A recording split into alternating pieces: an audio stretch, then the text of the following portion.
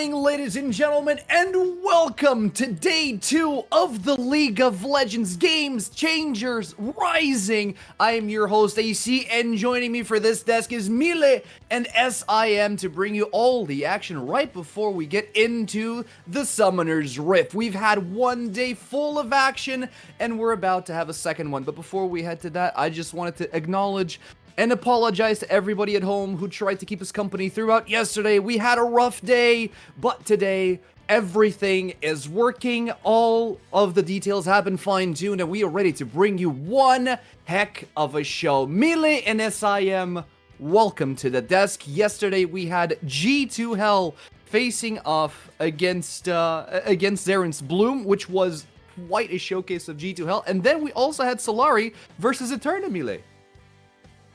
Honestly, first game, not so full of surprises. Second game, a little bit more surprising, I would say. First game was kind of what we expected. G2 Hell coming in, of course, as the tournament favorites, with them coming straight off their win of Equal Esports Cup. I think they have performed very much up to their expectation. We can see Zaren's Bloom always trying to find ways to fight back, but overall it has been the G2 show as it was expected.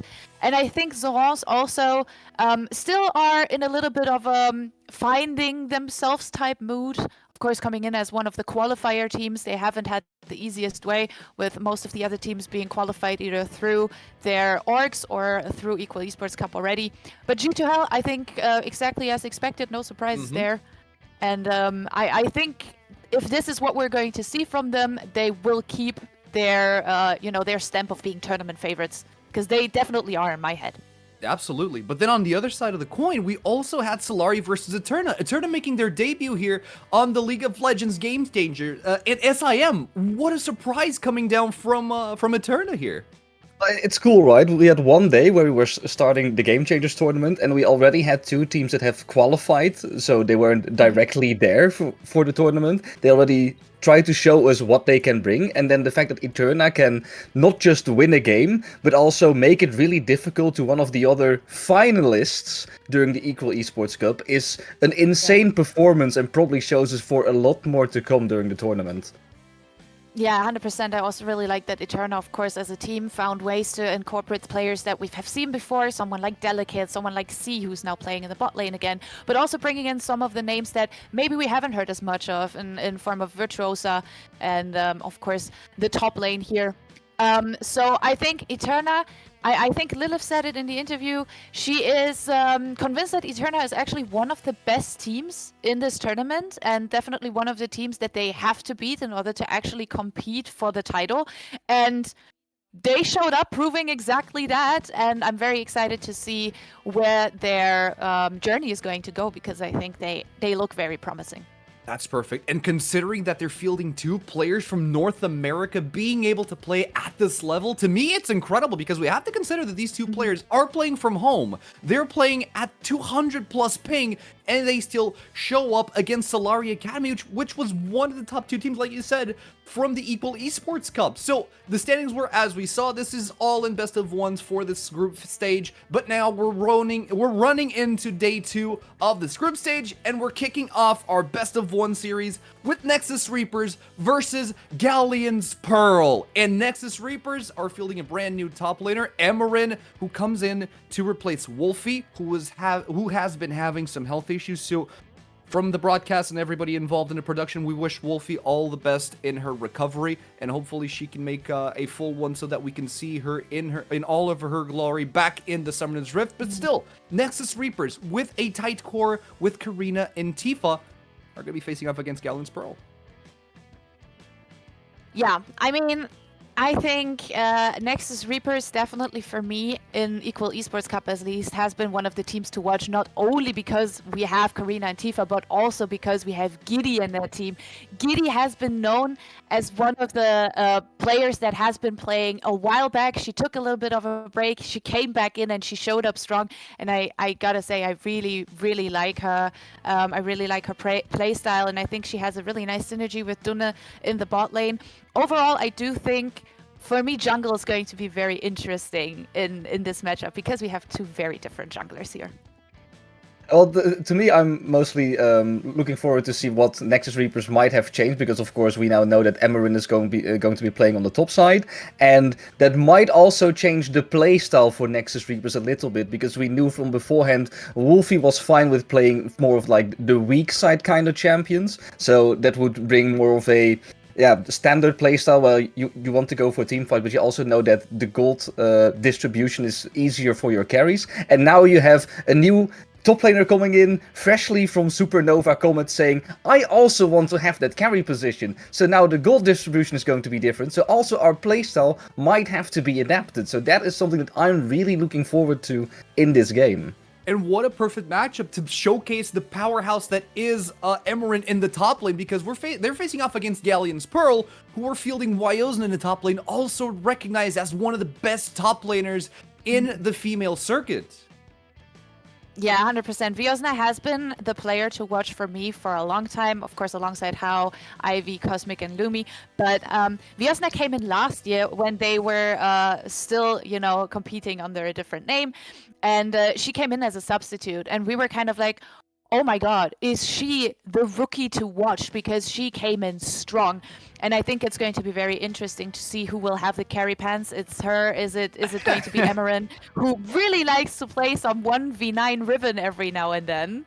So it's definitely going to be very interesting. Vyozna, she plays a lot of Vladimir, she plays Ambessa, she plays Gwen. A lot of these, picks that are just very carry-oriented. Exactly. And Galions Pearl also have been having, or even though they start off really, really well in 2025, they've been having kind of a downward trend when it comes to their success, when it comes to their overall games, right? And while Wyozna is an amazing top laner, she has been seen in Four Nations as well, playing Vayne in the top lane at one point. So I guess these two players share the same champion pool with the little Ambessa coming through, the Vayne coming through as well. But what kind of expectations should we put on Galions Pearl considering their past results here, SIM? I think it's difficult to estimate in a certain way, because they really had a flying start in EEC earlier this year, and then we all thought like, okay, Gallionsville might be one of the first teams that make it out of groups, and then a slow decline started for them until the point that they barely didn't make the cut. Were actually equal in game deficit in comparison to, well, Nexus Reapers, who they're playing today, and actually did make it through towards the next stage of the tournament. So if there's like a little bit of a revenge story, then I will see it happening today. But also within the team itself, there were some issues, and that really needs to be, they really needed to be solved. Now we're a month later, the entire lineup is the same. We hope to see that improvement, or else there might be some complications later on during this tournament as well.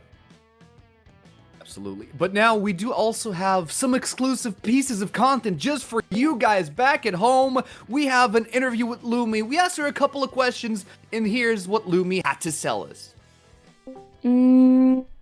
I think since it's the best of one, it's kind of surprising what will happen, because everything can happen. People will play comfort, or like even Wombo combo, for example. So it's pretty hard to say where we will place at the end, because it's the best of one. But I will expect us to place 1 or 2. Depends on how we perform against G2, I think.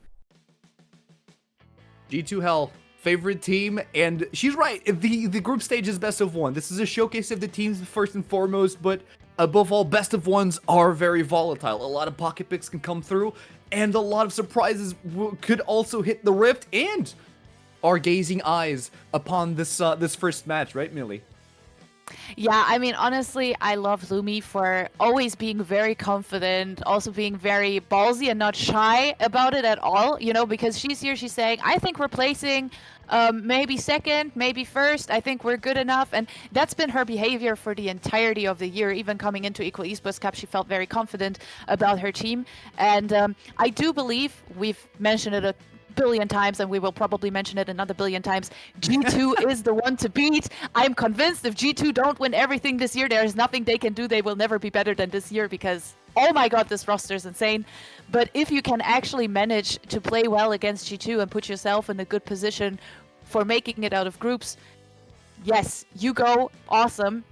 I do want to quickly touch on the junglers again, though, because we of course know Karina, famously as the carry jungler, right? She's the one coming in with the carry picks. She's the one having impact all across the map, taking kills herself. And it usually feels like when she's on this carry picks, she is the best version of herself and her team profits of that massively. And on the other hand, we have Hao, who kind of came in as a little bit more of a supportive jungle player.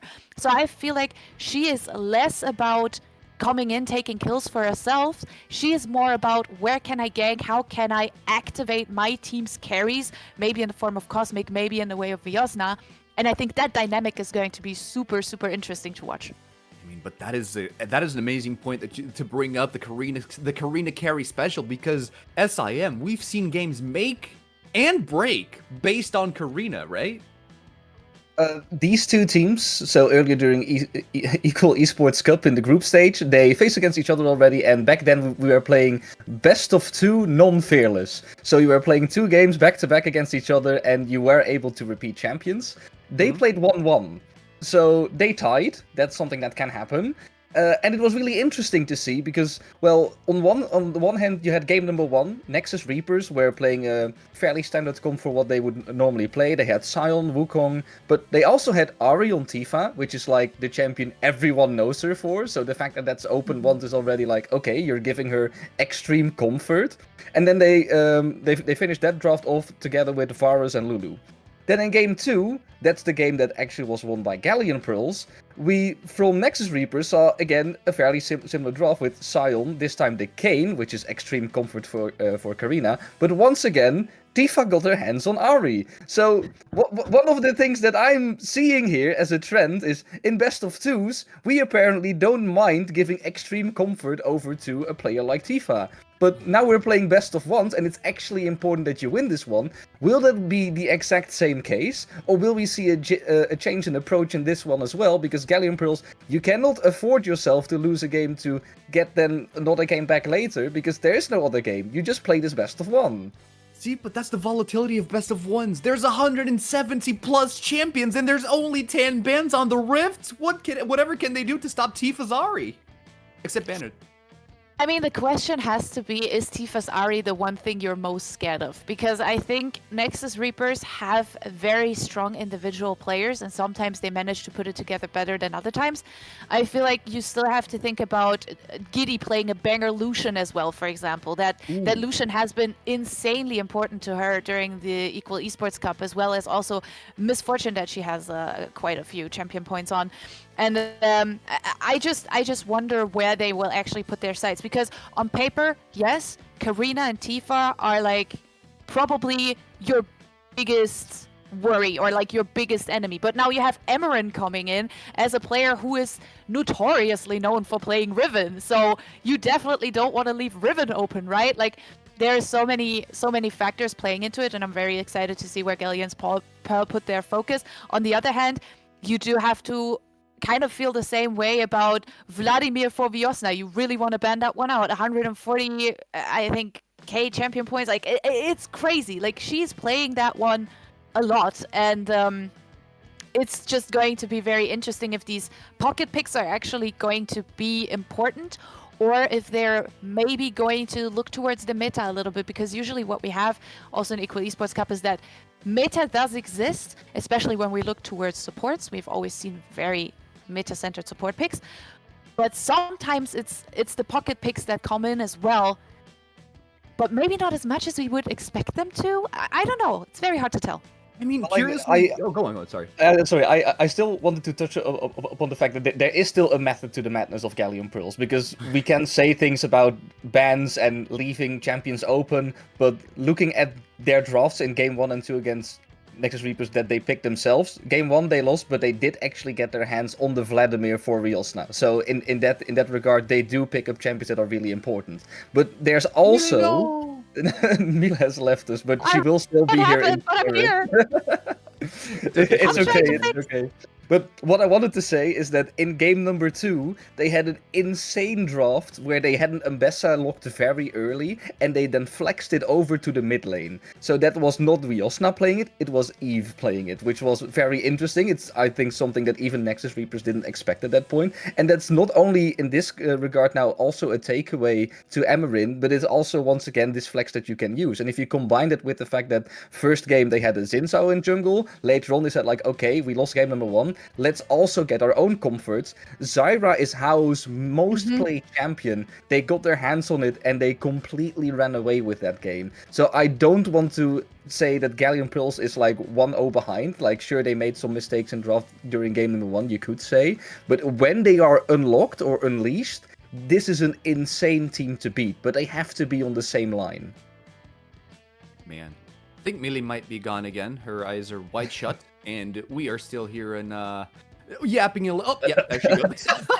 A couple of issues, but it's okay. The broadcast is still standing. We got a little bit of duct tape to put it on it, and we're still rolling with the punches here. Now, when we talk about draft, when we talk about meta, there's a couple of things that have been developing and evolving throughout the top tiers of the meta. When we're talking about 1 month ago, 2 months ago, right, when we last saw these teams really participate in the Esports Cup. So we're talking about the resurfacing of Yunara, a massive champion in the bot lane. And we've been talking about the top half of the Summoner's Rift, but we've barely discussed the ins and outs of the bot lane, because both these teams don't really play strong side bots. And it's such a big thing these days. Maybe they haven't locked them yet in a certain way, but I still see a lot of potential with like the inner champion pool. I see Misfortune, I see Jin, there's Xayah potential the moment that there's all-in engage drafted against them, so they can still answer those kind of scenarios. And on the other side, Cosmic also plays Jin, also plays Misfortune, and I feel like one of the bigger champions to put a spotlight on during this patch is Ashe. Because we've seen Yunara dominate the meta. And Yunara has been nerfed slightly. Her win rate has dropped by an awful lot. But with all the other champions around Ashe being nerfed, and she getting like some smaller touch-up with like AD per level, for instance, this champion is not to be underestimated. There is once again carry potential with a champion like Ashe in combination with that insane setup with the Enchanted Crystal Arrow. Absolutely, and as a utility AD carry, that's exactly what you want. But now, ladies and gentlemen, we are in draft, and it's going to be Galleon's Pearl on the blue with Nexus Reapers in the red side. We already see the Neferi band straight away from the hands of Karina. Hui is also incredibly strong in this patch. I don't know why they would buff him, but there they go. Hui is absolutely unstoppable with percent increases on most of his abilities, and of course, Tifa's Ahri isn't going to hit the Rift on this game. Well, I think that Wei, of course, also becomes a very big priority in the ban phase if we're also looking at the bubble of meta that we had at previous Equal Esports Cup. We saw that there was a lot of enjoyment into picking both Wei and Mel an awful lot of the time. Now Wei is gone, so will this bubble either evolve now, or will it be just the Mel show because that's one of those champions that has that infinite scaling and does manage to close out games when they go long? And Mile, look at that. We were talking so hard about Wyozna's carry potential and Wolfie's carry. Oh, Wolfie's on the field. Hold up, it's not Emerin. Might that be a mistake on might be our We have to okay. double check that. I think we have to double check believe that. it's Emerin, but still, no bans around the top lane so far. Yeah, I think I think that actually maybe you kind of want to bait it out a little bit, where it's like, if you want to pick Riven, and we'll see what happens if it's actually going to be Emerin. My Wi-Fi is so bad. I'm so sorry, guys. I don't know if you guys can still hear me, but if you can't still hear me, I will keep talking. We can hear you, but we can't see you. It's all the same. It's okay. Okay, here we go.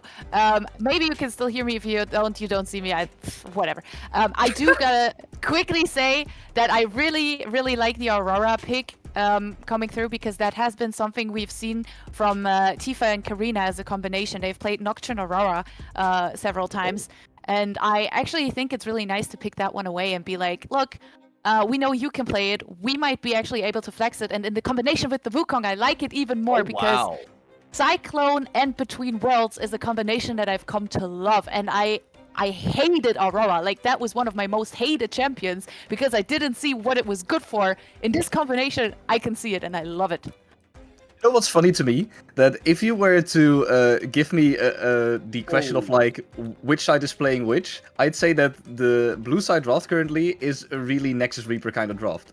Because Right? Amarin also plays Aurora, so that would be like an insane flex potential as well. We've seen the Wukong being played by Karina a lot of the time as well during the previous tournament. Now the Renekton comes out, it's maybe a little bit different, but it's so interesting to see that. Sure, we are used to Fearless when it comes to multiple games being played back-to-back, but a best of one is also just Fearless, because you pick away a champion of the enemy team, and they cannot play it anymore. So Exactly. it's really great that they are implementing this tactic already, like this early during a game. And blinding a Renekton this early into the draft is just opening up for a counter pick on Nexus Reaper's side, and that comes out in the shape of a Jax. So if we're talking about carry top laners, Jax is definitely in a prime position to take this game away from Galion's Pearl. Yeah, definitely. I think they should feel very, very comfortable with that. It's, of course, in a weird world, it's a flex pick because we're in this, you can play everything in jungle type meta. So, you know, I'm just putting it out there. It's probably not going to happen because Jax is not a Karina type pick. But anyways, I do really like it, especially because the Grandmaster at Arms, the ultimate, is very important in team fights. It can buy you so much time. It can put you in such a nice position. Plus, I think you're very good on side lanes as well. And I've seen a lot of top laners play around side lanes in Equal Esports Cup as well.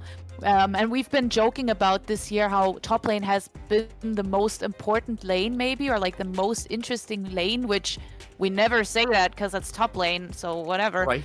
But I think in this scenario, especially because of the players we're looking at, it's definitely going to be very interesting because these players joining the team fight can make or break what's going to happen for each of these teams, as well as looking at the split push. And, you know, Renekton and Jax, both of them can buy a whole lot of time. So let's see how can. that's going to turn out. And actually, you touched on this on a point there that's interesting, which is the flexibility of these champions coming in from Nexus Reaper sides. Obviously, Jax might not be a Karina pick, but who knows what they've been training behind closed doors, right? Both Jax and Nico can be pivoted into the jungle right at this moment. So even though those are not Nexus Reaper standard picks, I mean, they could be doing some funky things. Yeah, never mind. It's Sejuani jungle. Darn it. But there's still some flexibility Still. because Nico can go into the mid lane. True. It's still actually. there. It's still a Tifa Yeah. pick. It is very much a Tifa pick. I do very much like the ultimate layering that they've drafted for themselves, though. You have the Glacial Prison as well as the Pop Blossom, and then you can hopefully find some good follow-up now, depending on where the Nico is going to go. I would like to see a little bit more of a carry-oriented pick for Tifa, because I think it's just going to be a little more interesting. But yeah, Ziggs it is. Ziggs has been buffed, I don't know, 5 billion patches ago, and it never really actually made its way through in the pro scene so much, but here we are. It's a very safe pick. You can farm easily on the turret, but it kind of brings up the question, what will Lumi get as her support pick here, because she might go for something roam heavy, because her AD carry can be left alone. It's Rakan. Interesting. It raises a couple of points, right? Also, what is Nexus Reapers now going to do? Will it be the Nico support or will it be Nico mid lane? We'll finally be able to get that answer. But Galion Pearl, in the first place, you saw a composition that said like, okay, we want to look for a team fight, dive in on like 1 or 2 carries, delete them, and then just get the rest of the team fight done. But they also saw that, okay, Sivir is locked in on the other side. How are we going to reach the Sivir? Now there's also a Nico next to it, a Jax next to it. Okay, that is maybe even more unexpected to see a Xerath here to have maybe more of a sieging kind of a team composition instead of just full counter engage. If we're talking about poke-wise, Aurora is one of the pokiest champions in the mid lane. She's really, really damn annoying. But Xerath is a champion that we don't see every day, and that guy snipes you from 3 screens away. Interesting, because it's not necessarily what I've had in mind. If I look at what Tifa puts down as her favorite champions, it's something along the lines of Ahri, Wei, Orianna, Vex, maybe a Victor. This is definitely new, but I do understand how you want to match the poke, and it can be extremely annoying. I just feel like it's not the pick that Karina wants to play around. Like, it raises the question where Karina's attention is going to go, because usually we see that mid to jungle synergy type thing going on. So, I mean, now with the addition of a carry top laner as well, maybe Karina can divide her attentions between top and mid. What do you think, SIM? Final thoughts on this draft here? Final thoughts, I think that Nexus Reaper will win it. I think this draft just looks so spicy, also in contrast to what we see on the other side from Galleon Pulse. I think Nexus Reaper will just take it. Alright, that said, Nexus Reapers and Galions Pearl is going to come up on your screen in just a second. We're going to toss it over to our casters, Joy K and Noah, to bring you the action inside the Summoner's Rift. Thank you so much, AC. I'm Joy K, being joined by Noah today, and we're gonna be casting this banger of a match for you. So we just looked at the draft, Noah. I think we have two really nice back to front comps. But where are your thoughts going here? Who do you think is gonna come out on top? I mean, my thoughts are definitely on that Xerath, that spicy Xerath. I love it. I have to love it, right? We have, I mean, two artillery mages such as the Six and the Xerath happening on the same game. You have to love game changers, don't you? And it's such an interesting pick in here. I think it was very well thought. And in Air 5, you pull out the Xerath. You want to make the best out of it. You have that wave clear potential, like massive wave clear potential, maybe too much wave clear potential if you think about it, because you have Savage, you have Sarah, you have also Six. So this game has the potential to go to very long stages, very late game, to put it in some way. And two compositions, you were mentioning it, and I have to agree with you. They are kind of front to back team fighting kind of compositions. Both of them really explosive when it comes to 5v5. So let's see how it goes, because for me, this is going to be all about the late game carries, the Six, and also the Silver, for of course the Xerath as well. But Xerath has something, I mean, someone was mentioning it on the chat, and I agree as well. Pros used to be allergic to Xerath and that kind of champions, because they are really fragile, aren't they? Like, you are a tiny potato, depending on your flash, you have no mobility on your own. So you get one gank, you're flash out, and you're going to be the target for the next 5 minutes. So Tifa needs to be really careful on laning phase. Yeah, absolutely, she has to. And the desk talked about it as well. So what is Karina going to be playing around? Because it was mentioned there, like maybe Xerath not the most ideal to play around. So I'm automatically shifting my focus then up to the top lane, because, well, Amarin is not a player that needs to be played around. She can hold her own very well, but with a Jax, it opens up so much more potential to make this Renekton lane even more hell. I mean, definitely. You need to be careful about the Renekton. For Karina, for me, I mean, you should be paying some attention to the ball lane. You have several lanes that have the potential to carry out this game. So the thing is how you wanna do what's the template for this game for Nexus Reapers coming on. Definitely the several lanes you want to pay your attention to, several potential carries, but some of them kind of weak side. So it kind of be difficult for Karina to decide which one to pay attention to, and maybe she wants to take care of herself. Honestly, Karina, we know they discussed it during the analyst desk, the Karina potential to be the one main carry for the team. So let's keep that in mind as well. Yeah, exactly. And I mean, I had a little bit of a chat with Duna earlier. They talked about that they wanted to try out an enchanter in the bot lane rather than playing a tank, which is what we have been seeing a lot from Nexus Reapers, just to make the engage follow up a little bit more on the safer side, just in case, things aren't on, or people are not in position to follow up. An enchanter like Nico is a little bit, a mage like Nico is a little bit more safe when it comes to that. And with the scaling Sivir, like, this is a bot lane that, just as you said, wants to play for the long game. And yeah, we'll see how the Rakan is going to be the answer to that, honestly. I mean, it's really hard to play the laning phase against the Nico, right? It's really obnoxious to play against Nico because she's just so dominant lane-wise. Like, she puts so much pressure on there. Even the Karma bot lanes tend to suffer against Nico. So it's going to be up to Nico. Oh my god, I'm being visited in here. I'm sorry. Cat's party. Oh my god. So yeah, definitely. It's going to be really hard to put the lane against the Nico. Do you want to say something, my dear? Do you want to say something? Okay, I'm really sorry. It's definitely something really hard to put the lane against the Nico. It's a lane bully to put it somehow. And for Rakan, I really would love to see Rakan. I really would love to see Lumi moving to the mid lane. Just that mobility to give some help to the mid lane and also the top lane, because you're playing six, right? You're playing six bot lane. You should be really well on your own. It's like the six can absorb the pressure, just get wave after wave after wave. Really, the only thing that Cosmic may need to keep in mind is not get a dive on top of her. Otherwise, she should have been good on her own. And Rakan, you wanna have him liberated, rotating, roaming towards that mid lane and also the top lane, giving some support around the neutral objectives, because otherwise Nico's going to destroy you, right? And it's not just only Nico. I mean, Sivir may be not that strong during the laning phase, but it's kind of, she's gonna be pushing as well, right? So it kind of depends on how strong Nexus Ripple's bot lane gets on the first minutes of the game. You were also asking me about where Karina is going to be paying attention to. Yeah. If 2v2 goes well on the bot lane for Nexus Rippers, Karina is definitely showing up. It's not that Ziggs is so fragile, so potato-like, Xerath, but definitely not the highest mobility champion in the game, depending mostly on the C4 and also the flash. So definitely Sejuani may have her eyes on top of it.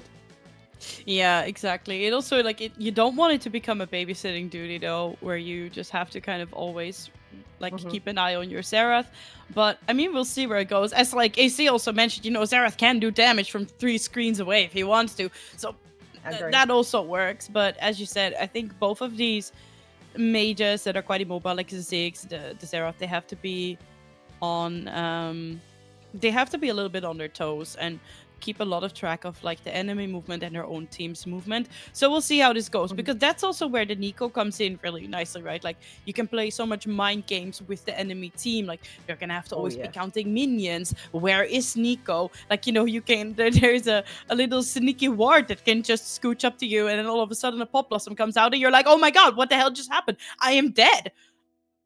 For me, Nico adds some extra stress to the game, because usually in places where you would feel safe playing, usually you cannot feel safe. If there's a Nico around, it's like, okay, I'm just here chilling, there's a wave. No, one of those minions is a Nico. I'm just here chilling, there's nothing around. Oh no, that ward is also a Nico. And I'm just here chilling, that explosive cone is also a Nico. And you cannot be relaxed at any point if there's a Nico. So you're going to be, as you were saying, counting minions, looking right behind your back all the time to see where Nico is, because that Nico is also an enabler for the rest of the team. Also fragile, because how many times we've seen the Nico going into a fight. Yesterday, I kind of remember Nico exploding into Vitality against Casey Casey in the LEC. So Nico goes in, gets a massive ult, and it's like, oh my god, that's a massive ult, and nothing happens. Nico dies, because she needs to be followed up. So I'm expecting that from Nexus Reapers. You have the Sejuani, you mentioned the Sheriffs as well, who can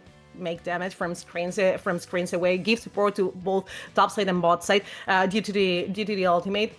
But on the other side, it's not going to be that easy, because Gallion Burst composition, if there's something that I like from Gallion Burst composition, is how highly mobile they are. It's Rakan, it's a high mobility champion. You have the Wukong, you have also Aurora, you have Renekton. Yeah, the only potato is Ziggs. I know that. But Ziggs is going to be also dealing damage from screens away. So for me, the template for this composition is like, Rakan goes in, Aurora jumps, you get massive damage on top of it, and then there goes the bomb. There goes massive Ziggs bomb on top of there. That would be, in my head, the ideal teamfight from Galion's Pearl. And this is not a composition so easily going to be locked down. No, exactly. I mean, that's also the thing that I'm thinking that I want to see from Nexus Reapers, is that I want to see discipline. I want to see alignment. I want them to really pick their fights, because they have the CC they need, and the later this game goes, they're gonna have the damage to just blow somebody up that shows up. I want to see these kind of things. On the other hand, I mean, yeah, Gallion Pearls, they've got super good draft when it comes to everything they need in the front and back, everything they need in sustain and burst. So we're gonna see. It's from this draft on, it's still anyone's game. But as we are heading into the actual game, we're gonna see how this one is gonna play out. Yeah, definitely. Oh, we finally are in game in this first match of the day. Welcome to the Game Changers. I'm so excited to be here, actually casting these girls. Most of them, 90% of the players that are here on the Game Changers, they've been competing on AEC as well, so we can have some context and some storylines moving on. How? Okay, she was trying to get her nose into the enemy jungler for some vision, I assume, but they were Nexus Reapers is defending so well. So okay, there's the ward, but then he's punishing them so much, and look at that, as Tifa also trying to deal some damage with the Seraph. Galion Pearl just wanted to have some information about Karina's pathing, because you really need to have Karina tracked down. Yeah, they absolutely do. But I mean, so far, not so much damage traded here back and forth. Sivir actually still making her way down to the lane. Gonna see an aggressive stance here. As we see, okay. Good damage being traded here. Little electrocute proc from the mid lane. Vayosna getting harassed a little bit by Emrin, but not so far. So far, still all looking good. Yeah, definitely. Look at this trade, really aggressive in the bot lane. This is the Nico standard that we were expecting it. And honestly, I really want to see Galions in putting up that pressure in the bot lane. It's going to be kind of easy due to Sivir Q and also Nico, while Emery is trying to get some damage there in the top lane. Hi, we're here again, but for a short time, so no worries. Yes, just smoothing something out, and then we will be heading back to the game. Don't worry, guys. It's all gonna be fine.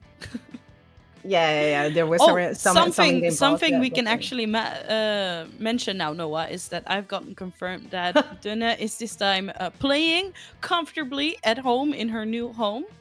So really, no laptop in a park, no bar, no MacBook. We're all good. She's playing on actual setup in her new apartment. Isn't that just amazing? That if that's not a buff, then I don't know what it is. I mean, I am asking this: is this better or worse? Because I mean, the park buff for me, it's really something real. Park buff. I mean, it did do wonders for them, right? But let's see. I think it's gonna be a little bit better now. I mean, I celebrate that Dune can play comfortably from home, definitely. So for people who don't know, do you have to play a series from Equal Esports Cup from a park with a laptop, like an actual park in Berlin? Oh, we were there in top lane? Yeah, okay. Conqueror popped here on the Renekton. Flash forward, flash to return, but it looks like Emery might be able to pick up the kill here. No! Great rotation here to cover from the Wukong, and Renekton gets to live. Brandon gets a little, but it was really, really close, and we also had to put her flash through this plane. Emery as well, definitely, but you can see how strong the Jax is getting in these first stages of the game. We also though happy to have some friends to cover her back in that situation, because otherwise that smelled like first blood for Nexus Reapers. Well played for Emery, who's also really, really ruling in the top lane. These Jax, for me, Galions spell really need to keep an eye on this Jax, otherwise she's gonna get too strong to manage in the late game. Yeah, absolutely. And I feel like, focus around the top lane was one in my notes from this prep here. I was thinking, man, Emery versus Vayosna, these are two top laners that are just good at commanding games completely if they get the space to do it. And both of these girls on champions like Renekton and Jax just means they're both set up for a role like this if everything plays to their favor. I mean, I'm checking in here. I'm bottling going as we expected, with Den and Giddy really ruling, trying to poke down a little bit to Lumi. First neutral objective is gonna spawn in no time. An hour should be around the very first strike of the game, before maybe potential swaps before the void grabs. Definitely, but yeah, it's going to spawn in there, and no, I mean, we didn't have much of an action besides that very first attempt in the top lane, and we see Lumi really suffering against the Nico. You're not having your Rakan in the best situation to fight over that first Drake, like a Cloud Drake, absolutely. I'm just checking. For example, Tifa is really close to level 6, both level 5 for both mid laners. But Tifa's level 6 is really important. You really want to have that Xerath ultimate online to support those outer lanes, and also the neutral objective setup with the ultimate, because she just can hide in a bush like any bush, maybe mid lane bush or something, and give that support with the ultimate, and that's it. It counts as a gank, or it counts as roaming to other part. Look at this. She's getting the pressure in the mid lane and rotating, hiding in the fog of war to support Sejuani to get that very first strike of the game. It's going to be practically free for Nexus Reapers, and I don't see Galions Pearl getting anything in compensation. Honestly, it's going to be a free first strike for Nexus Reapers. Yeah, absolutely. I mean, priority gets recognized here for both mid and bot, so Karina just gets to go and pick up that Drake for free. Back's being taken. We see that Ziggs is rotating down to the bot lane once again. And overall, just, you know, Nexus Reapers, they can be really happy with how this early game has been going. Absolutely, but I'm checking on how the lanes are going. You see Giddy really strong, more around 10 CS ahead of Cosmic, and it kind of makes sense. And if we pay attention to the dynamics in the ball lane and how they win, so far in the game. But for example, we saw Tifa pushing all the time, where she was missing minions. Right now, Ive is gonna collect that wave, and she's gonna be ahead and. Really far ahead in terms of farm, considering that Tifa is getting the pressure all the time. So for me, this Aurora, if they can play around the Aurora during the fights, Ive has that kind of potential to smash them down. You really need to keep an eye on top of Aurora, because there's not an easy CC to put on top of her.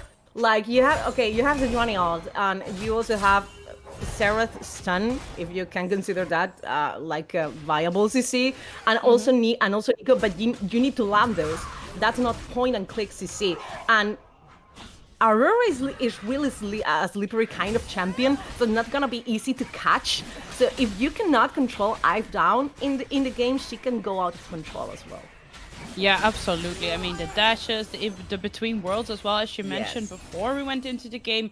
It makes her so slippery because she can just dash to the other side of the ultimate and gone she is, you know. But now we see the rotation coming through here from Nico. Coming up to the mid lane, hovering around River a little bit, just securing some vision around. As we see the grubs are spawning, Jax has that top prio, gets to rotate down for that as well. But Wayos now right in the wings here.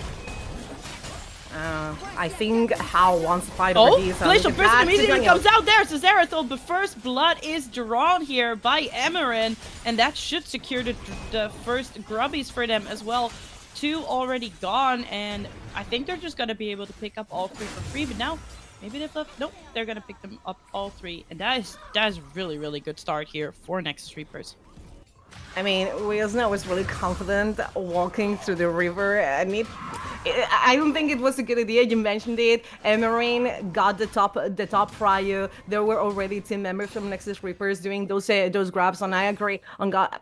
Galions Pearl is a really dangerous thing to leave away those 3 grabs to Nexus Reapers, but they were not in a good spot to fight over them. It was literally Wilsna walking with half HP bar because she was really chunked down. So Karina never misses. And we saw it there, almost point and click CC from Sejuani. It is not, definitely, but she had a good eye on it, and Wilsna was absolutely obliterated from the face of the Summoner's Rift. Also, you mentioned it too, Tifa's ultimate, really helpful on top of it. The first blood went on Jax, and this is going to be a help for Wilsna in the next minutes, because Emerin gets a kill. She's really strong, really close to first item, looking for that Triforce to pop up in the inventory, and Wilsna really behind right now, right? Not maybe in CSs, but that kill on top of Emerin, that's very good money in Jax's in Jax's pocket. Gives her more space to scale. She's gonna scale really quickly, and we discuss it. You want to control. If you're a Galion spell, you want to control on that Jax, and you're not doing it. No, exactly, and couldn't agree with you more. But I'm just looking at options here for Galion Pearls to like stealth the bleeding, the earlier the better, you know, because we talked about the late game potential for Nexus Reapers. So I'm just thinking, what can we do? We've got the Cyclone available here already for the Wukong as well, but so far. Waiting for more neutral objectives to fight over, but possibly could be looking for a gank on the bottom lane here if Nexus Reapers are gonna keep up this push here on the bottom side. The thing is that the vibe I'm getting in this game is that Nexus Reapers are getting strong, are just growing strong during the laning phase, and Galions cannot do anything, right? It's like they are not finding the window of opportunity, the window of opportunity to actually do something or to pull through their composition. After level 6 in all their champions, maybe they can do that around the very first the next Drake that is going to spawn, and it's an important one because it's going to be an Infernal Drake, and everybody wants to put their claws on top of one of those. So definitely there's going to be some fight around it, but the fact is that Galions is not in a good spot in any of their lanes. Giddy and Dun is still pushing, Serath pushing, and How looking for a gun. Oh!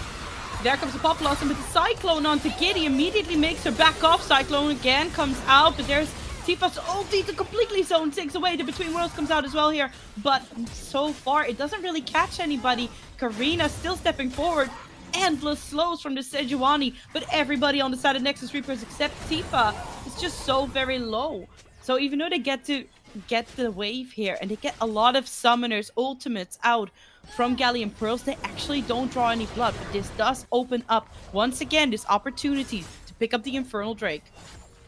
I mean, Nexus Reapers get no kills, but it doesn't matter, right? Because the outcome is going to be exactly the same. They're gonna get both Prio, they're gonna get the class on top of that Infernal Drake that we were talking about.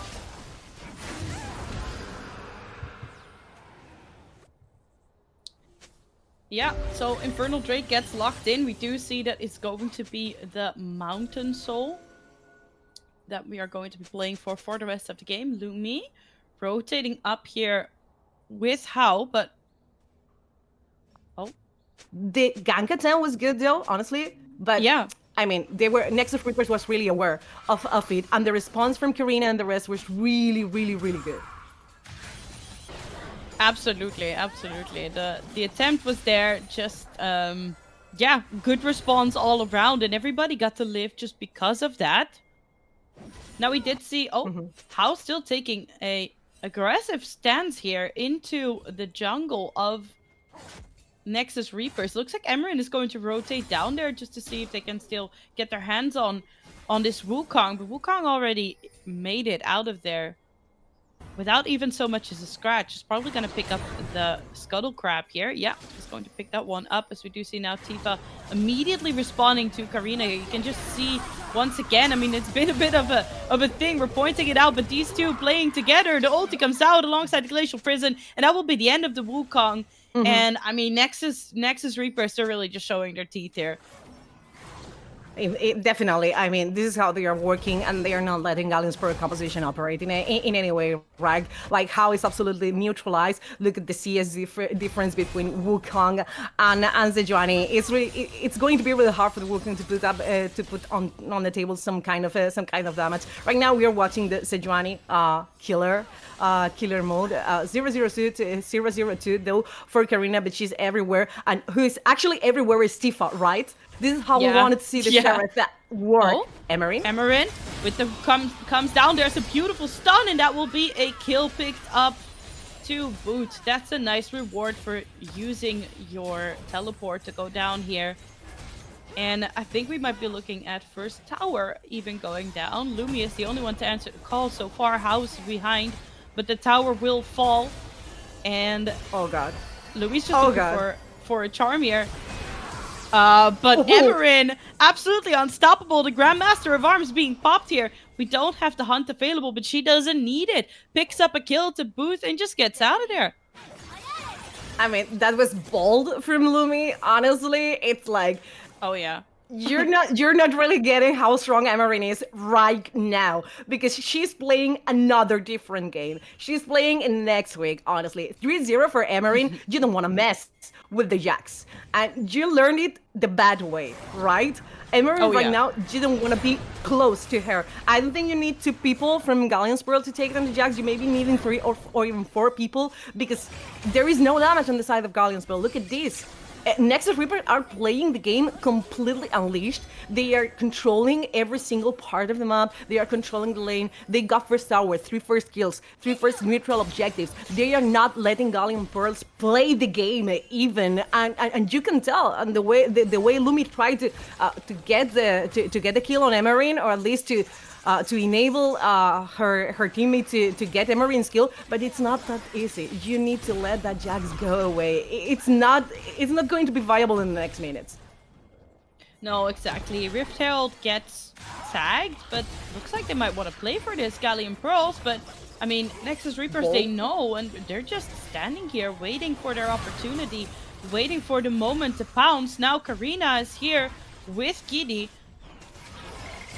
Viosna, okay. Viosna's still quite low already. Cyclone goes in. Good damage here on top of Karina. The Pop Blossom comes out. I'm sorry, the In Between Worlds, there's the Pop Blossom. But as you said it, the Nico just gets completely deleted. Ivy falls as well, though. Viosna with the dominance still standing. And it will be more kills this time, going over to Galleon Pearls. Okay, this is it. We're having a game, and I actually love it. Haas saw the opportunity, and she took the chance. It went kind of well. It was a 2-1 in Gallion's Pearl favor, but yes, you got 2 kills, and that's amazing. It's really good for Gallion's Pearl, but the neutral objective is still there.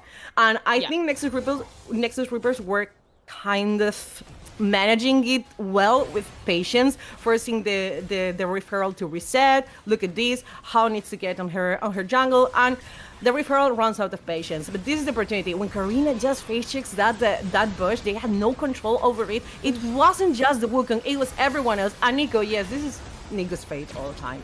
Yeah, literally, I don't know. It was a really good ultimate from them, but she gets absolutely obliterated. Tifa grabs the kill on the other side, and here comes the ultimate. Still not that much damage from the Serath. Usually you want Serath to have it easy to land ulti, right? You want somebody to be locked down, and this is how flashing away from the Drake pit.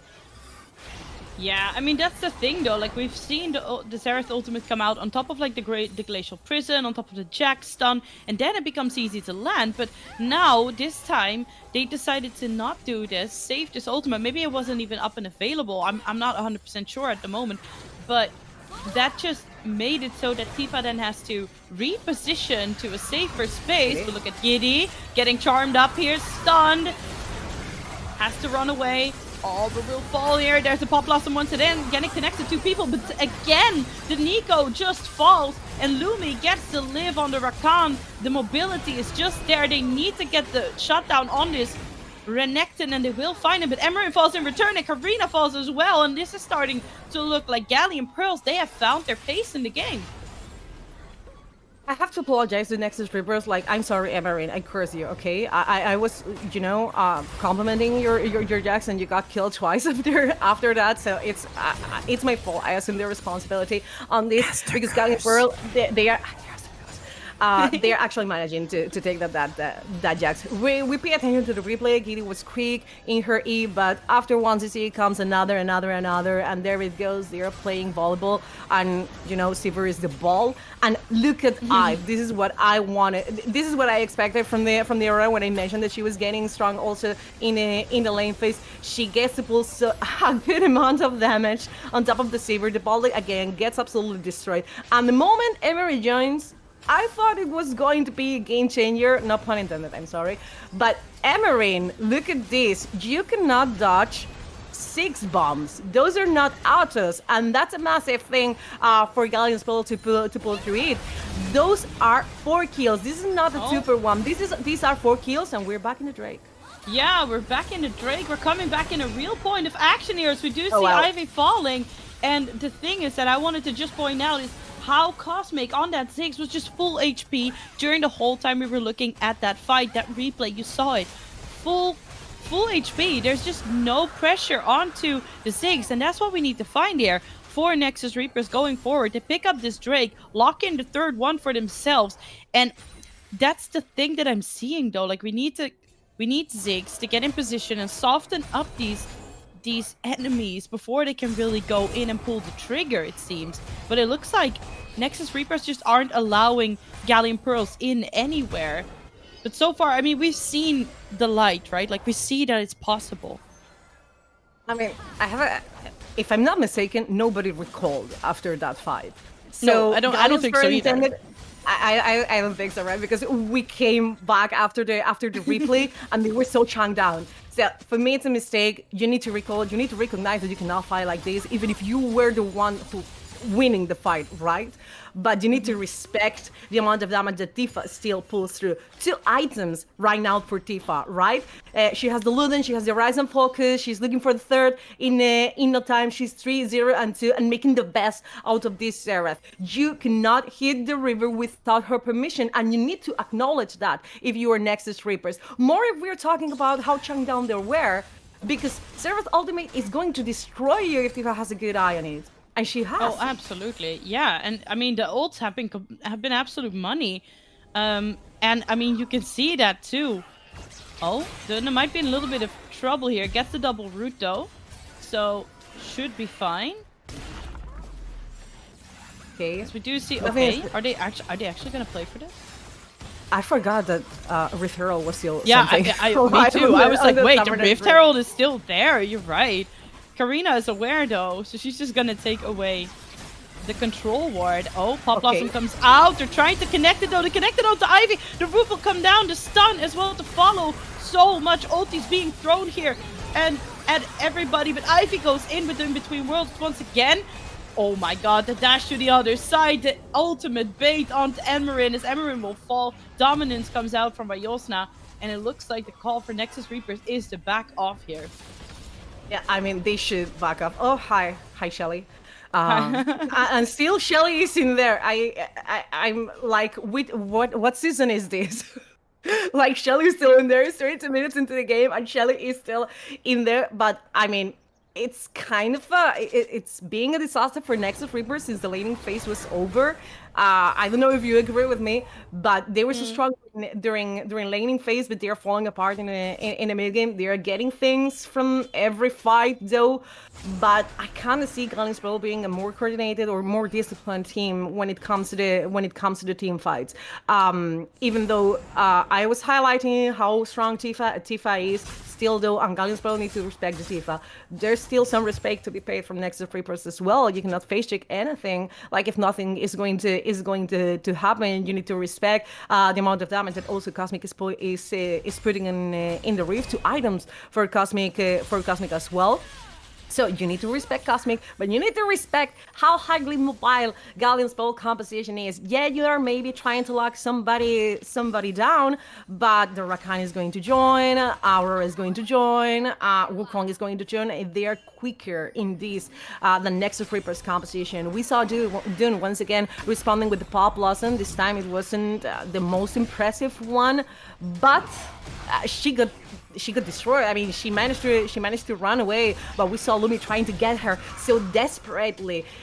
Dune wasn't even able to give to the fight anything else than that ult because she was so chunked down. So for me, Nexus Reapers right now are not in the same spot they were during the laning phase. They need to be in control. They need to be disciplined. They still have the Seraph in a very good spot. Look at that drop on Tifa's pocket. She's still 3-0, and you can play around that. You can play around the Seraph while your AD carry, while your Seaver is trying to reach that third item. After that, I think we're going to face a very different game. Yeah, no, I absolutely agree with you. I think that's also what I meant when we were talking about this before we headed into the game. What I want to see from them is like I want to see the discipline, but right now what is happening is I see a little bit of desperation coming through to just find that snap pick, meaning they throw all of their ultis at one person to get a quick kill, but what happens after that? You know, it's like they don't have an answer and they need to protect their Sivir. And yeah, it's as you said, like you don't want it to be Nico's fate to just jump in with the rocket belt and the Pop Blossom and then just be dead after that, because I mean Nico offers a lot of damage and a lot of root as well in this team fight, but we just need her to live. Okay, we're watching. Oh, beware, because Karina, Emery wants to jump forward, but she fell short. And Karina was really, really, really fast in this. Which Yeah. Karina though? Because there are two Karinas. Which one is the real one? We will Oh, discover. I Look at know. Emery. Yeah, okay, Glacial Person comes out, Between Worlds comes out as well, there's the Pop Blossom, but still, Dunna gets knocked up, has to try to get out of there, but she just can't do it, but Emerin finds the stun here, but you also know with the Dominance will fall here because Tifa still pumping out all the damage here. From such a safe distance, Giddy will get a kill on the board finally, but she will be shut down here. Cosmic as well, just finding that positioning. So safe once again. This Ziggs is almost full HP for the entire duration of the fight. I feel sad for Galions Pearl. I'm not going to lie because this was a very fair attempt from them. They got to meet Freya thanks to the Rift Pearl, but look at this. I think House looking for a Cosmic, steal here. that's going to be a miraculous one. She's going for it. Karina so low, and she will manage, but How will fall in the end.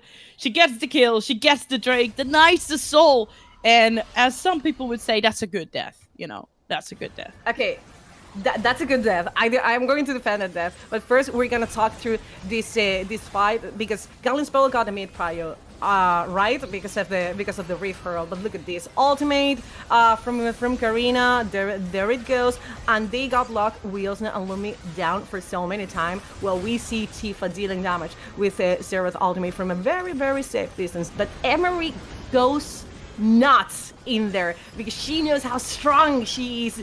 Her Jax is at this moment in the fight, and what she also knows is that I cannot do anything else because she ran out of mana in the middle of the fight. So the moment she sees Aurora exposed, she jumps on top of her. If she has to compromise her flash, she's going to do so. If she has to die for it, she's going to die for it, and that's a good death as well, as the one we're going to see in here. For how it was a 50-50. Honestly, because Nexus Reapers, even if they lost the last fight, yeah, they lost the mid tower, and that was the most risky situation for them because they could still play for the Mountain Soul. But Galions Pearl said what I say to my clock every single morning: just 5 more minutes, please.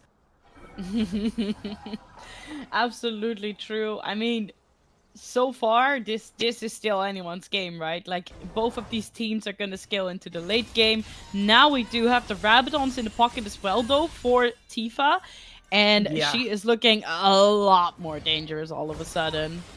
Oh, Dunna gonna show here on Ivy. Misses the root. There's the redemption coming out here between worlds as well, but Karina is safe. Trying to retreat back out of the tower. The Wukong will be knocked up. How will fall, and they're looking for Ivy as well. They will find her. A double kill for Karina on the Sejuani. I mean, a lot of things happening here. Oh yeah, a lot of things happening here. A lot of skill shots missed, but the fight still went for Nexus Reapers. I wanted to talk before they attempted to dive. That for Nexus Reaper it was a really good moment to force a fight, just because the death cap, the Rabadon death cap that you were mentioning, you have the third item in Tifa, while you don't have that. Neither in Cosmic, neither in Ive, they are falling short compared to the Sheriff, and you really wanted to force that fight to happen. It was in a really chaotic way. I assumed it, but it was a fight, and Nexus Reapers got it, and right now they are trying to get the pause on this Adcan. How just punning, but there is no way that they're stealing this, right?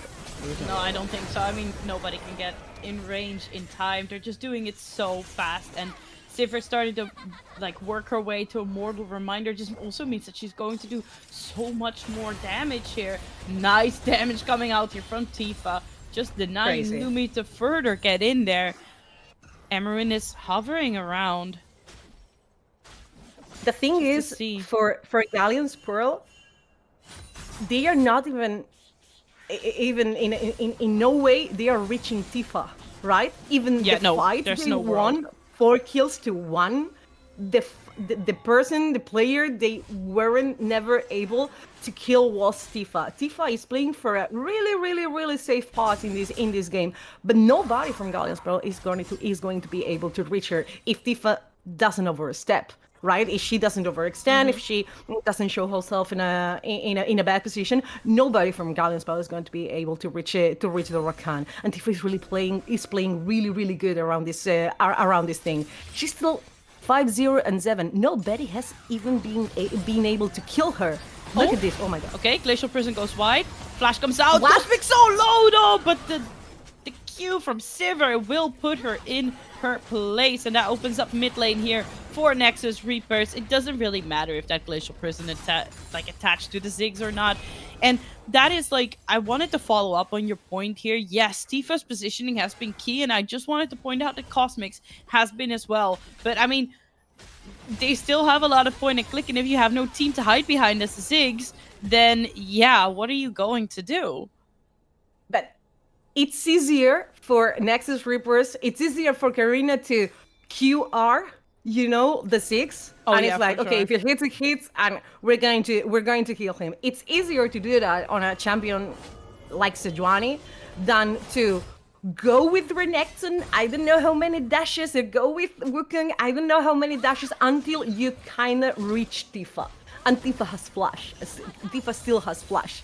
The thing is really difficult for Galions Pearl if they are trying to get the Seraph. Usually, what you can do around this kind of champions is, or what amount of damage? Oh, they're going in immediately, looking for the root here. Root onto the Wukong.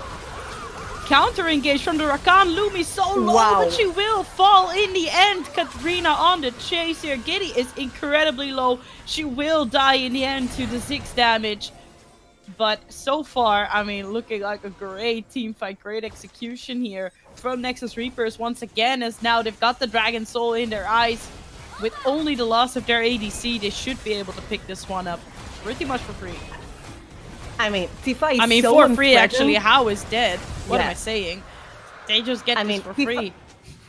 Tifa is so unthreatened that she actually ults in the middle of the mid lane, and nobody could reach her again. Look at this. This is the closer I've seen her use the right of the arcane, but nobody can reach her because they're getting destroyed in this fight. And the moment you see a Seraph being able to do this with it going unpunished, the game for me looks absolutely over for Galions Pearl. Honestly, they tried it though, and they got the saver, but threats are everywhere. You need to pay attention to Tifa. You need to pay attention to Emery. You need to pay attention to Nico. It's so many. And things. now we need to pay attention to this Baron fight, because Yasna with the dominance looking to just contest this. Everybody falling already quite low. Karina is alone in the pit here. The Baron is falling lower. Okay. She needs to retreat. Still has the blast cone available though. Now we see, okay, the jump from Emerin on top, and Emerin will just be blown to pieces. It will be the Baron going over to Nexus Reapers, but at what cost? As Dunne will fall now as well. Well, it looks, they got Baron Nashor. Tifa's trying to pull some damage through one more time. 2/2 in the kill counting, but for Nexus Reapers they got a Drake. I gotta say, it's really rude to leave Karina alone in the Nashor spade, because that's what happened. Didn't found a good ultimate. She kind of got some follow up, but suddenly Karina is all on her own. Nobody is supporting the Sejuani, and yes, she's tanky, but she needs some help. Big. The moment Karina gets out of the Baron pit, I was like, this is going to be, they are going to steal it, right? But no, Nexus Reapers, they went back to the Nashor pit. They reorganized around the Nashor pit. They retook the objective and secured the smite. So right now, even if they lost a couple of lives after the fight, even if they lost Emerin and June, it's still a 3-member Baron Nashor, which I think it's kind of okay. Absolutely. Absolutely. This is, I mean, it's really just been looking like the Nexus Reaper show again for the next, for the last few minutes. Good stuff all around. Lumi has to be careful here. Okay. But I think nothing is going to. Oh. I think nothing is going to happen in here. Like Galions build don't have the firepower to fight over Nexus Reapers right now. They need to find a good catch. They need to find a good skirmish, but not in the front to back, not in the 5v5. And right now Nexus Reapers are playing all around, all together. Yes, they have Emery in the mid lane, but who's gonna fight over Emery? It's like she's so slippery as well. She's so strong. 3 items also for the Jax. One of them being the Zhonya, so it's not going to be that easy to take down the Jax, considering the amount of survivability that she has right now in this stage of the game. And Nexus Reapers, they are being patient over it, and I really like how they are playing around this Baron Nashor buff. Yeah, they're playing it so smart. I mean, Emerin is getting so much pressure here onto that mid lane. Tier 2 in the bot lane will fall. Karina is just biding her time. Okay, they're dumping a lot of damage here onto the Wukong clone, but now they find Ivy. Ivy will be gone. On the menu next, it will be How. That's 3 kills locked in here for Nexus Reapers as they are marching down this bot lane. Still a Baron buff in hand. I think we will be looking at the end of this game pretty soon here, Noah. Yeah, definitely. They are going to close it here after grabbing 3 kills. Bot inhibitor is being taken now by Nexus Reapers, and it's just Cosmic and Wheels. And even if you were a 6 Cosmic, it's not going to be that easy to clear this wave. This is it. This is going to be over. Oh This is Nexus Reapers grabbing the first victory in the game. Oh my god. I mean, Vayosna just trying her best here. Everybody falling very low. Emerin will go down in the end. Cosmic has to force the flash here, looking for another kill. She will get giddy. Will it be enough? No, I don't think it will be, as the Nexus will fall. Nexus Reapers, they have reaped the Nexus of Galleon Pearls, and they will lock in their win there. We didn't really get to see the end of it, but you know what happens. We've all seen the Nexus we all know destroyed. what happened. I mean, it was so hard. It was so violent that we had to send to actually remove the image. But yeah, definitely Nexus Reapers, they lived up to their name. They ripped 1 Nexus so far, and the game was kind of side to side. But in the end, Nexus Reapers definitely through that Xerath, I think Tifa never died in the whole game, right? No, I don't that was think so absolutely either. crazy No. performance. Unkillable Demon Queen. No, absolutely. I like it. There were points of light.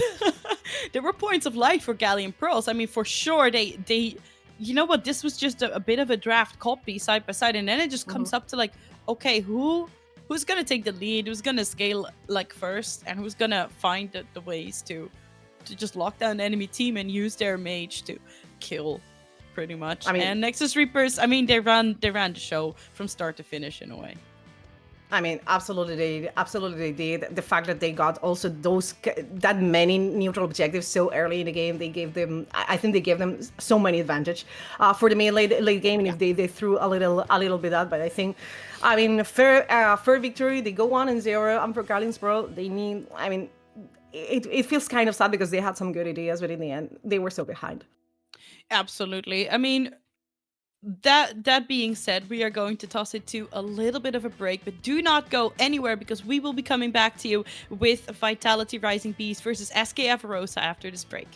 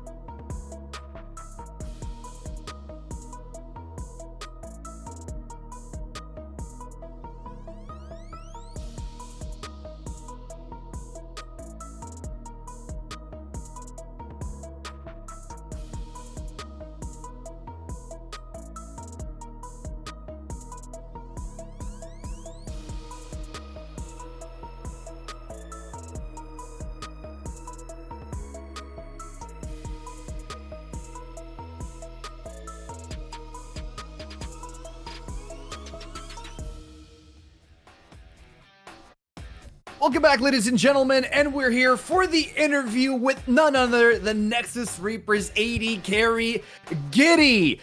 Giddy, you had a fantastic game playing Sivir, and I just want to ask you, first and foremost, you didn't get to play in playoffs, but you came out swinging for the game changers here, Rising, and I want, like, how are you? First and foremost, how are you, Giddy? Welcome to the desk here.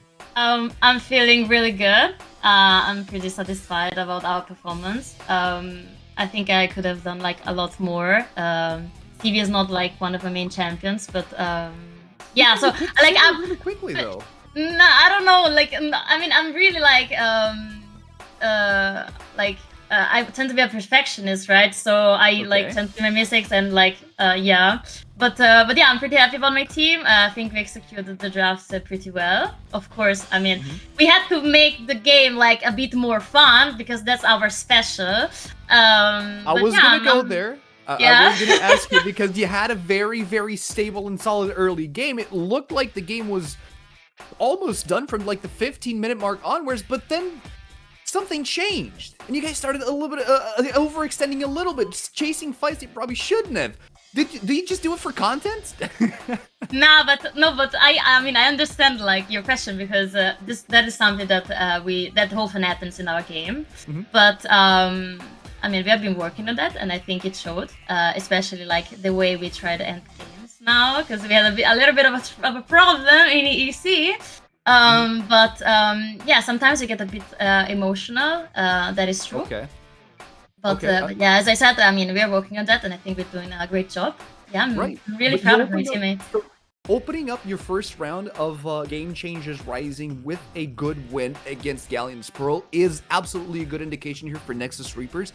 The rest of your group is going to be tough because you're sharing the group with G2 Hell, which are one of the team's favorite to take the tournament. How do you feel, or do you guys feel ready to actually face off against some of these top teams in Game Changers here? And then of course we are ready. Like we cannot wait. Of course, like every single game is a lot of emotions, and we just like. I mean, it's if I can be honest with you, it's so sad that we are only playing one game a week.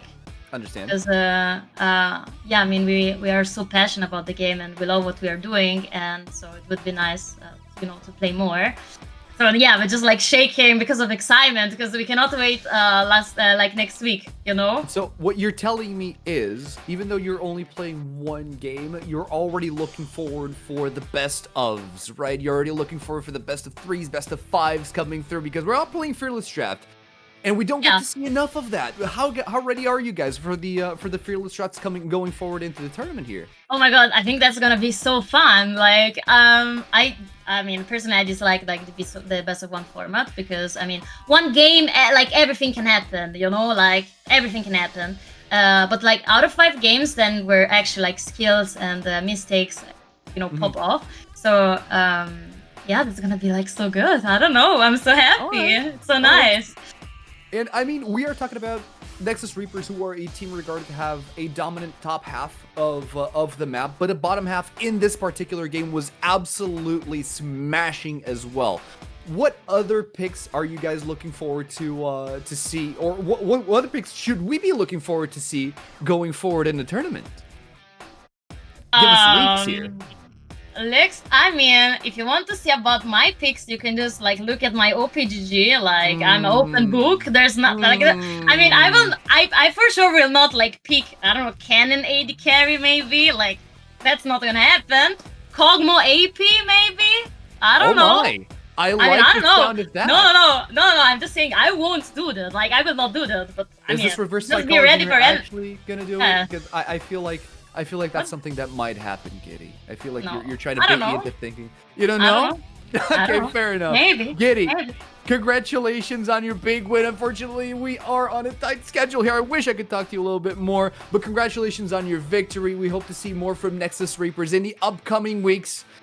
And guys at home, we'll be right back with game number 2. Thank you so much. Bye.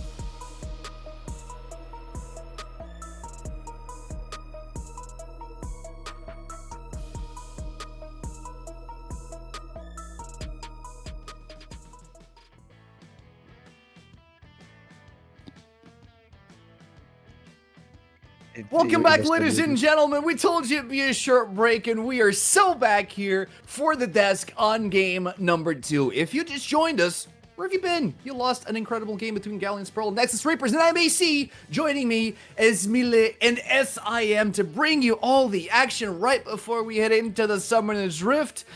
And we just saw a very, very well contested game from side to side, Mile. But Nexus Reapers, they took the big dub on this one. Yeah, definitely. I feel like they had a really good start. We saw Giddy doing some fancy feet work in the bot lane, not actually dying when we all already saw her dead, and then them being able to turn it around, turn it into a few kills. In the middle of the game, I kind of felt like there are some comeback angles for Galions Pearl, especially once you have Lumi, once you have Vyosna in the play. But as soon as Vyosna, who was an absolute raid boss on the Renekton once again, as soon as she was dead, it was unplayable, sadly, for Galions, and Nexus Reapers actually ended up taking it home, which was a little bit of our expectation coming out of draft, but still, yeah. Okay, and now for the matchup that we're about to have, it is going to be Vitality Rising Bees versus SK Avarosa SIM. We have Vitality Rising Bees on our screen right now, and Chromac and Shaw are some of the newer additions to the squad. They've been looking strong coming out of EEC. Somewhat. This is a team that I've been looking forward to see back in action, because back when we were doing EEC group stage, this was one of the few teams that managed to take a game over G2 Hell, which was a accomplishment by itself already. And then we had the expectations that with that victory, the finals would also be Vitality Rising Bees versus G2 Hell. But then they ran into a little bit of a hiccup, which was Solari Academy, which is also a team that's in their group. So for now, they really have to prove during these earlier games that they are one of the top contenders, that they want to try and get towards that the playoff bracket. And they need to do that by starting off with a win versus SK Avarosa. Yeah, and on the other side of the screen, we are going to have SK Avarosa Millie having Lysia fielded here, and Trez as their most recent addition in the jungle. She wasn't playing on EEC, but will this make a whole difference for the squad? I mean, I sure hope so. SK Avarosa have been struggling for the entire year, coming out of an off-season where we definitely felt like, oh my god, they made some great changes, bringing in Lysia, bringing in Miela and Kiana as well, who both have been standout players last year, with Miela, of course, coming in as a title contender after winning EEC last year. And Trez, she was with Go Aurora last year, playing a lot of the tankier jungles, but also some Zyra, Nidalee, Brand, Ivern. Like, she's a very versatile jungle. I also want to point out that they have a new assistant coach in the form of Nice Guy Ben, who's been playing Prime League Div 1 for a long time. He's also been working with some lower div teams as an assistant coach and coaching staff, and he is a former top laner, so maybe that's also interesting to see if he can bring something to the table, because he's known as a very creative player who comes in with some unexpected picks. So let's see if we can maybe see some of his colors coming through in Lysia as well. But for me, the thing here is that we have two equal Esports Cup winning AD carries, right? We have Nenris on the one side, who won in the past with SK Avarosa, and then we have Miela on the other side, who won last year with NNUvu. And it's kind of the question of who is the better AD carry, because I think Miela has a lot to prove. She's very well known, especially in the German-speaking scene as well. She is a very eager player. She wants to improve all the time. She's working very hard, but she hasn't been able to show it on the map, at least this year. And speaking of the results this year, SK Avarosa have kind of been on a low. Even though they are previous champions, they have been a squad that has been hyped up. They look good on paper, but when it comes to the Rift, they always have something missing. Could Nice Guy Ben actually make the difference here, SIM? Perhaps, like, I'm not that familiar with the game of Prime League, Fair so enough. I don't know that much about Nice Guy Ben as maybe Emil would do. But I think that one of the interesting things is that we have two teams against each other that play kind of a similar game style. So I really wonder how that will then in the end translate to how the game will go. We've been dropping really hard into this draft. Like, we just got airdropped into everything already. That is something we don't see very often, but it is good to see that the expectations of this match with like weak side top lane, setup jungle, control mage mid, is current hyper carry, AD carry. It's currently all coming together. Like, we're just seeing exactly that in this draft thus far. I am so confused, and I'm trying to make sense of everything that I'm seeing right now because there are, of course, some picks we've seen in the past. Oh my God! Look, it's Rel and Nautilus. Who would have seen that coming? It's only what No we've seen Rakan. the entire time. Yeah, okay, but still, I think both of these supports definitely like their engage heavy type picks. Kiana also coming in from last year as one of the players that we loved seeing on the Rift and Equal Esports Cup 2024 coming in this year. I feel like to quickly touch on the drafts as well as the personalities that both of these teams bring to the table. Vitality has been known as a very coordinated team. They play very great front to back, which is of course something you can punish very hard if you know that they are really only playing this, but they might be the best team at playing front to back if we look at it from that perspective. On the other side, we have SK Avarosa, who have individually very strong players but haven't really found a way to put it together. So Miela is very carry oriented, which is why I'm a little sad to see her on the Varus, because hear me out, Miela on Jinx can take the entire game into her hands and win it even out of the worst position, but Jinx of course went over to the other side. So let's see how that's going to play out.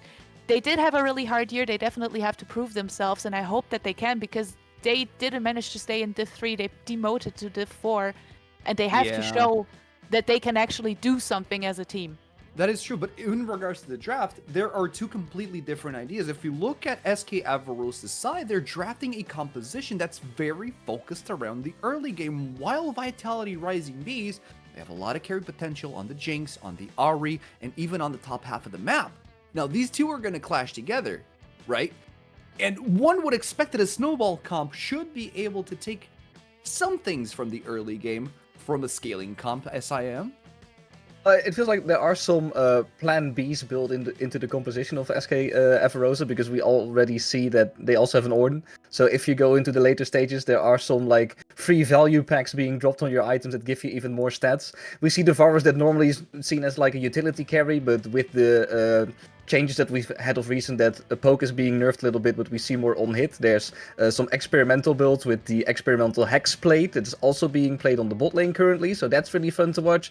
But my big question for a draft and two teams like this is, will Tress be the difference maker for SK Avarosa, or is everything going to be towards the basket of Vitality Rising Beast? Because I see Chromac getting one of her like signature champions on the Cassante. Like, she's been popping off in Equal Esports Cup as well with this champion. She now has her hands on it, normally a weak side early game, but throughout those later stages, this can be a big nuisance to deal with, even for a more tanky kind of Varus with an item like the experimental hexblade. That is absolutely true. And now, I mean, that's absolutely true. And we're talking about two drafts that it was quick. We got dropped into them. We didn't have a lot of time to analyze it. We don't even see the draft right now because we can't even talk about the picks. I forgot what was the top lane. I know Wukong was in the jungle for Vitality Rising Bees, who are one of the top 3 teams coming out of EEC. But we're gonna throw over to Joy K and Noah to bring us the action inside the Rift and maybe try to make some sense of what we just saw. So Joy K, please take it away. Thank you. We're back. All right. So we did not get to see a lot of the draft either, but we'll try to do our best to make the sense of it. Yeah. I mean, we kind of have, and Mila was talking about the how good the Tiger Rising Beasts are playing the front to back, and they definitely have a composition to match that kind of style. But I want to see the true level from the Tiger Rising Beasts, right? They've been, we've been putting an eye on top of them since Equal Esports Cup, and they were so promising. They had a really promising roster, and they fell short to reach even finals, right? In the Equal Esports Cup. And for me, this tournament is a great opportunity for that roster to redeem themselves. They have to do it at Game Changers, because otherwise there's not going to be more opportunities in 2025. No, you're absolutely right, and it was surprising to see that SK just didn't do so well there. They have made some changes. We've talked about it as well on the desk. We see Trez coming in the jungle slot instead of Empress, who has been the face of this team for the longest time. So my big question is, as I will just repeat what SIM said, how is Trez going to perform in this team? And is this going to be the difference maker? I know Trez and Miela have played together in the past. So these two, they know each other quite well. And yeah, we've also mentioned again, Miela, she has the potential to carry games. Now she's on the Varus. And so I'm a bit curious, what do you think we're going to opt for here? Are we going to go for an on-hit Varus or are we going to go for a lethality Varus?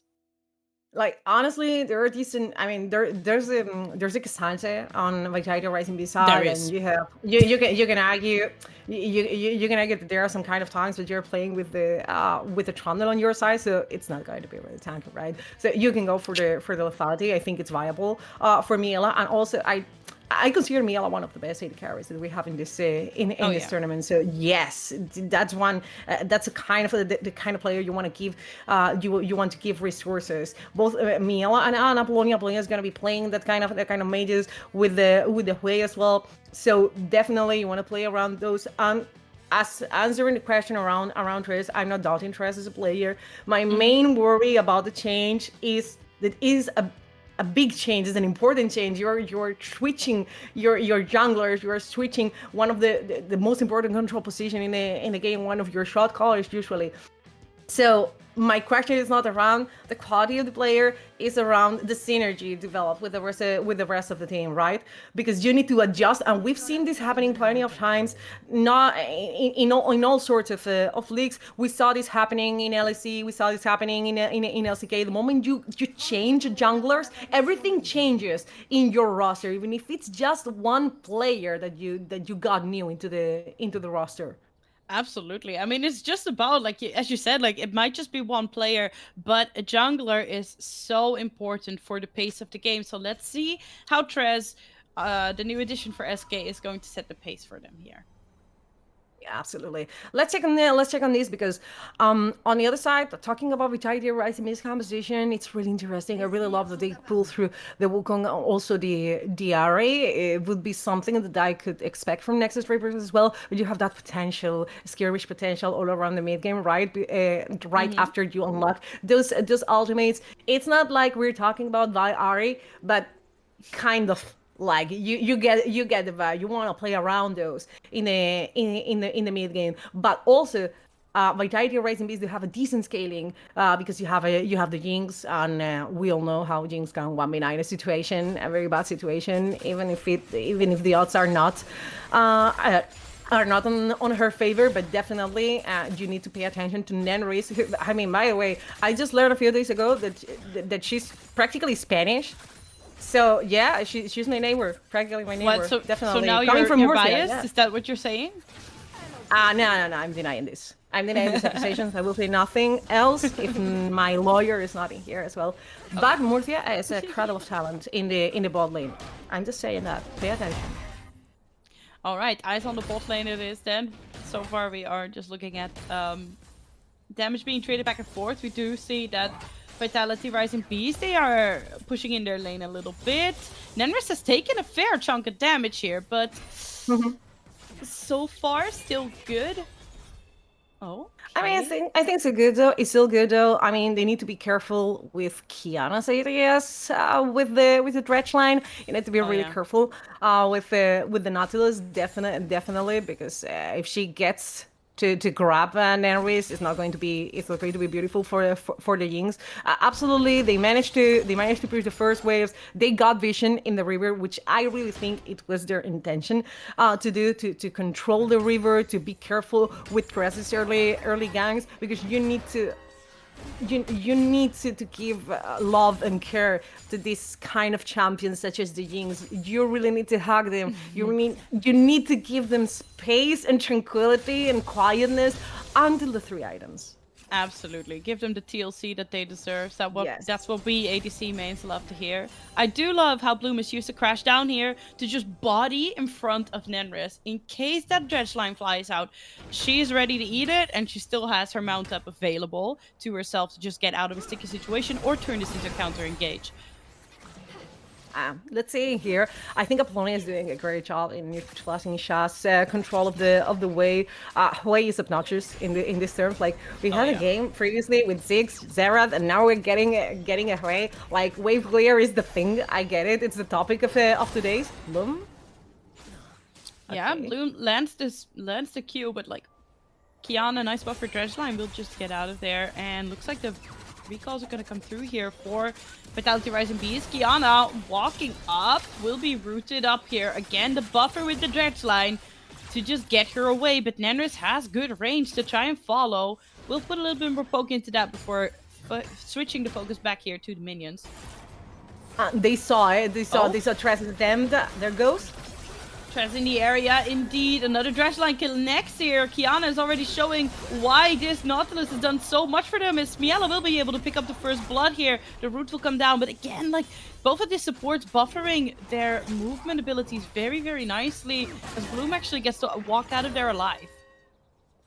Oh my god, Vitality Rising Beast bot lane had the info. They knew the Trez was around the bot lane. They saw. They had the ward in Galions, so they knew that the gun was going to happen. But if I'm not mistaken, their intention was to just shove the wave under the tower and back, because Nenris have almost no mana, and if you want to abuse those rockets, you need that mana coming through. But I mean, Kiana was really, really good with the Dredgeline. We warned them. We warned it. Like, if Kiana has a good eye, a hook is a kill, and that's it. 1-0 for Miela, who already have that wave for the first item. The serrated Dirk is in there. And for me, that's a power spike for Varus when we are talking about the lethality Varus. Absolutely. I mean, all of a sudden, you've got the lethality in the pocket already, and it's just such a great tool to have right before this first Drake. Hextech Drake nonetheless is spawning. It's just super nice to have right away though. Vitality is looking once again to get priority onto this bottom lane. We do see Wukong this time in the area. Trez on the cross map on the other side. Drake will get tagged up. Are they going to commit for this here, Noah? Yeah, I think they are going to commit for this. Mid lane is contested, but I think Sha has room to move to the Drake if it's needed, and also bot lane, as you were mentioning, pull shove the wave under SK Avarosa's tower, so they have all the room in the world to claim this Drake, and I think this is great for Vitality Rising Beast, because it kind of makes an anecdote what happened in the bot lane. Yes, Miela got the first kill, and you need to respect the fact that the Varus has a rated there on all of that kind of stuff. But Nenris got cool on base. She's not that behind in terms of CS, so she's just chilling. And on the other side, yes, Jushia claims that very first Drake, and we're having something in top. Yeah, we're seeing a lot of damage here. Kraumac sticking on to Lysia here. Has the all-out available still. There's the Ornhorn coming out. Okay, stun connects, but it looks like Lysia might still actually fall. Still has the flash available. The flash forward comes out. There's another flash on the charge. Oh my god, Kraumac has to take the tower, and she will fall for that. Lysia comes out on top of that with the choo-choo orange. She just choo-choos right out of there. I gotta say that I respect what Kraumac tried to do, okay? Me too, for sure. You get my respect. The moment Kraumac sees the TP coming through, she wants to deny an assistance. She wants to deny however amount of gold is going to be shared from to SK Avarosa, so Lysia gets the kill. Yeah, definitely. Kraumac tried to outplay Lysia, but Lysia gets to do the outplay to Kraumac. So good flash from Lysia as well, even if she got denied the ultimate. I think Q3 from Kraumac was really beautiful to see, but the cherry on top just absolutely missed, and she ended up being under the tower. She got 1 frame of a second to decide if she goes forward or she retreats. She decided to go forward, and I respect the vibe. Absolutely. I mean, like, the desk said it as well, right? Kraumac, she is confident on this Cassante. Like, she knows the limits of this champion, but maybe, just maybe, got a little overconfident there. Maybe didn't realize that Lysia still also had the charge up and available, because very often you see Ornhorn coming out, followed up by the charge for that double knockup, but Lysia still held on to it, so she could get away, but now dove under the tower, exhausted, charmed up, and that will be a counter kill coming through here for Vitality Rising Beast. An excited Jinx, gonna get some plates, gotta get some more money in the pocket here. And that was a clean dive by Vitality Rising Beast. Like, it was going to happen. We knew it the moment we get to see bot lane pushing, jungler waiting, and Sha roaming to the bot lane from mid. We get to understand, okay, this is going to get tough.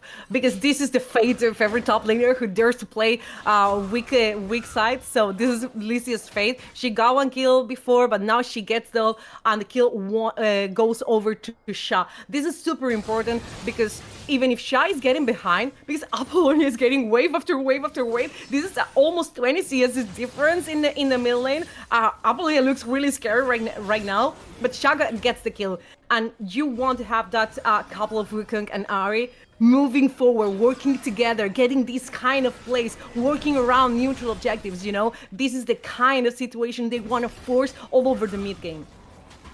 Yeah, you're absolutely right. But that's also the fate of an Ahri, right? If you choose to rotate around the map a little bit more, try to participate in these kills, you're gonna end up giving up something there. Trez being forced away, but I think she actually managed to get the Gromp there.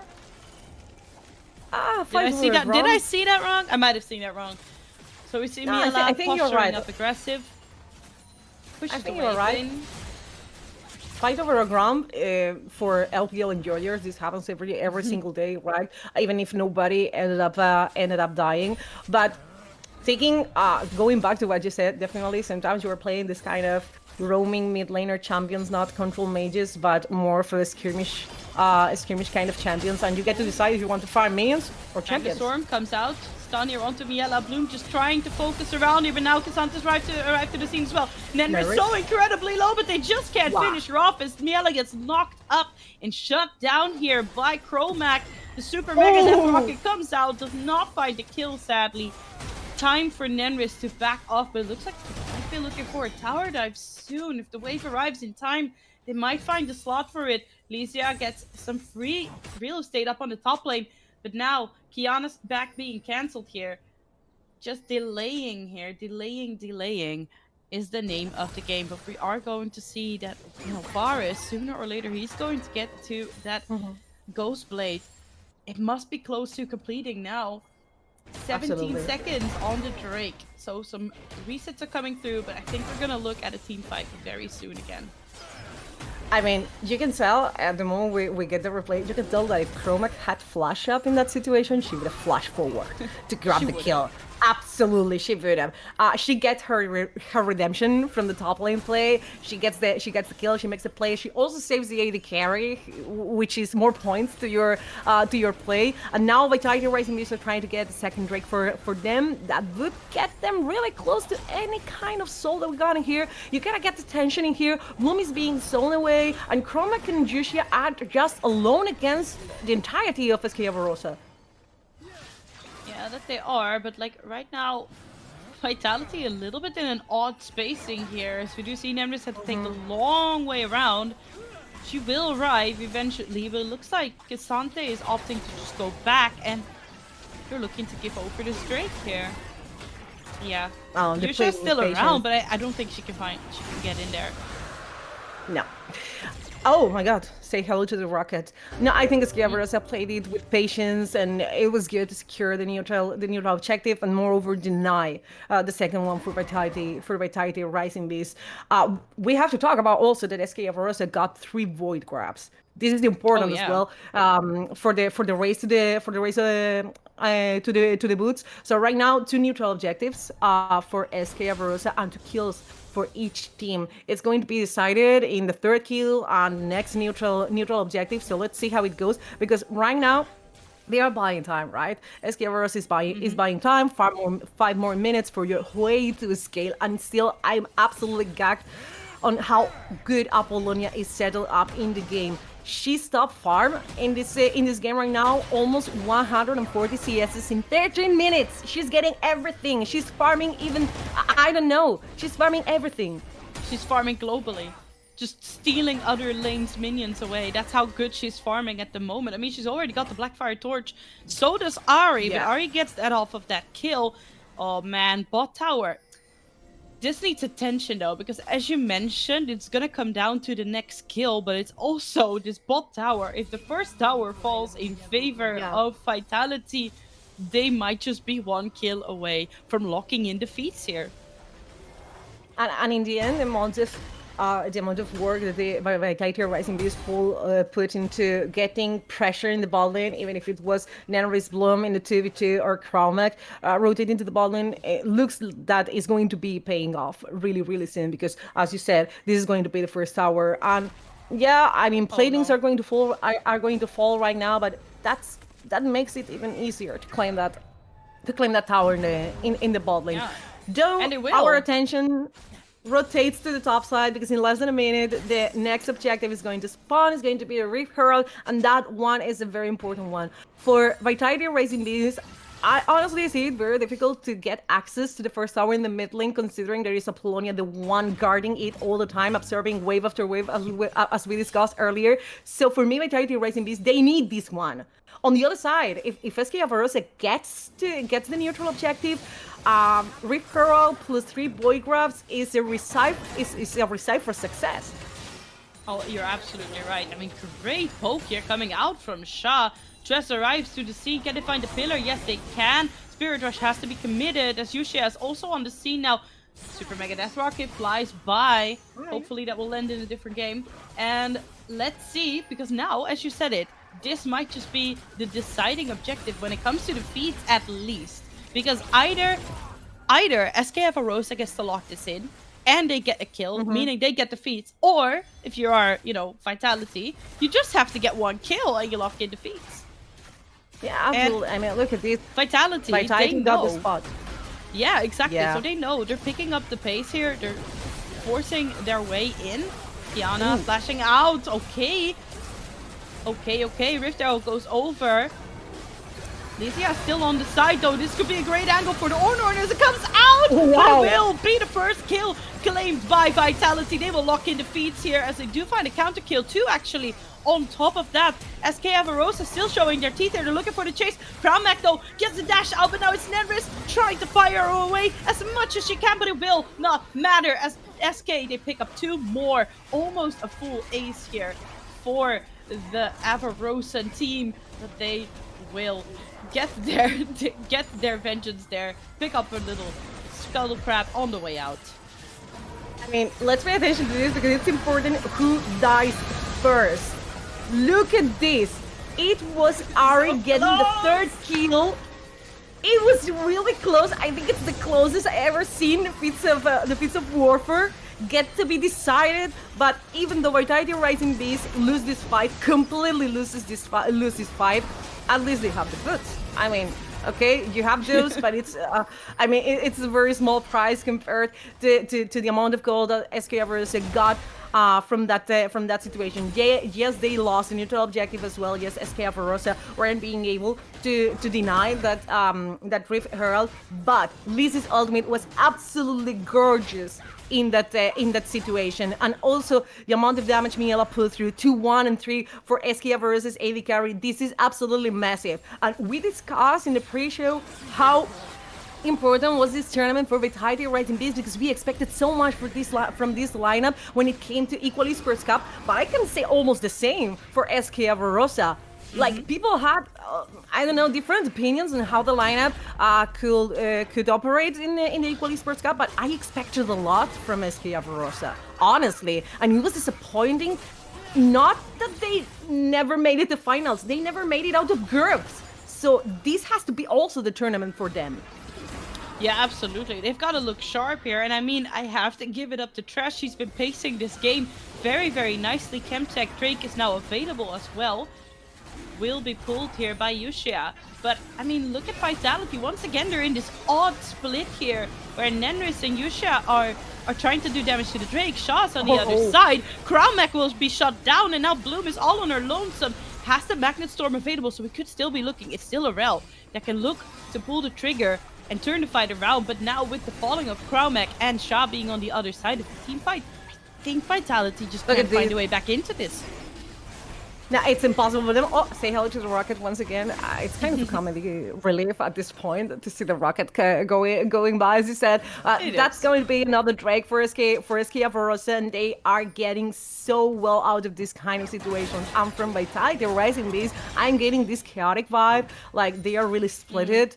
On these neutral objective situations, you can now have Bloom on her own, Nanris on her own, and Yushi and Chromac on the other side of the fight, because SK Avarosa, they are playing in a full 5-member group situation. They are going all together, hand by hand, to the neutral objectives, and there is no way for Vitality Rising Beast to contest that. They got Chromac down so easily. And again, this is a Trundle paying off in this kind of situations. Your tank is not tank anymore, and your Varus is getting everything. But at this point, it's not just only Varus. Every single member of SK Avarosa, they are getting fed.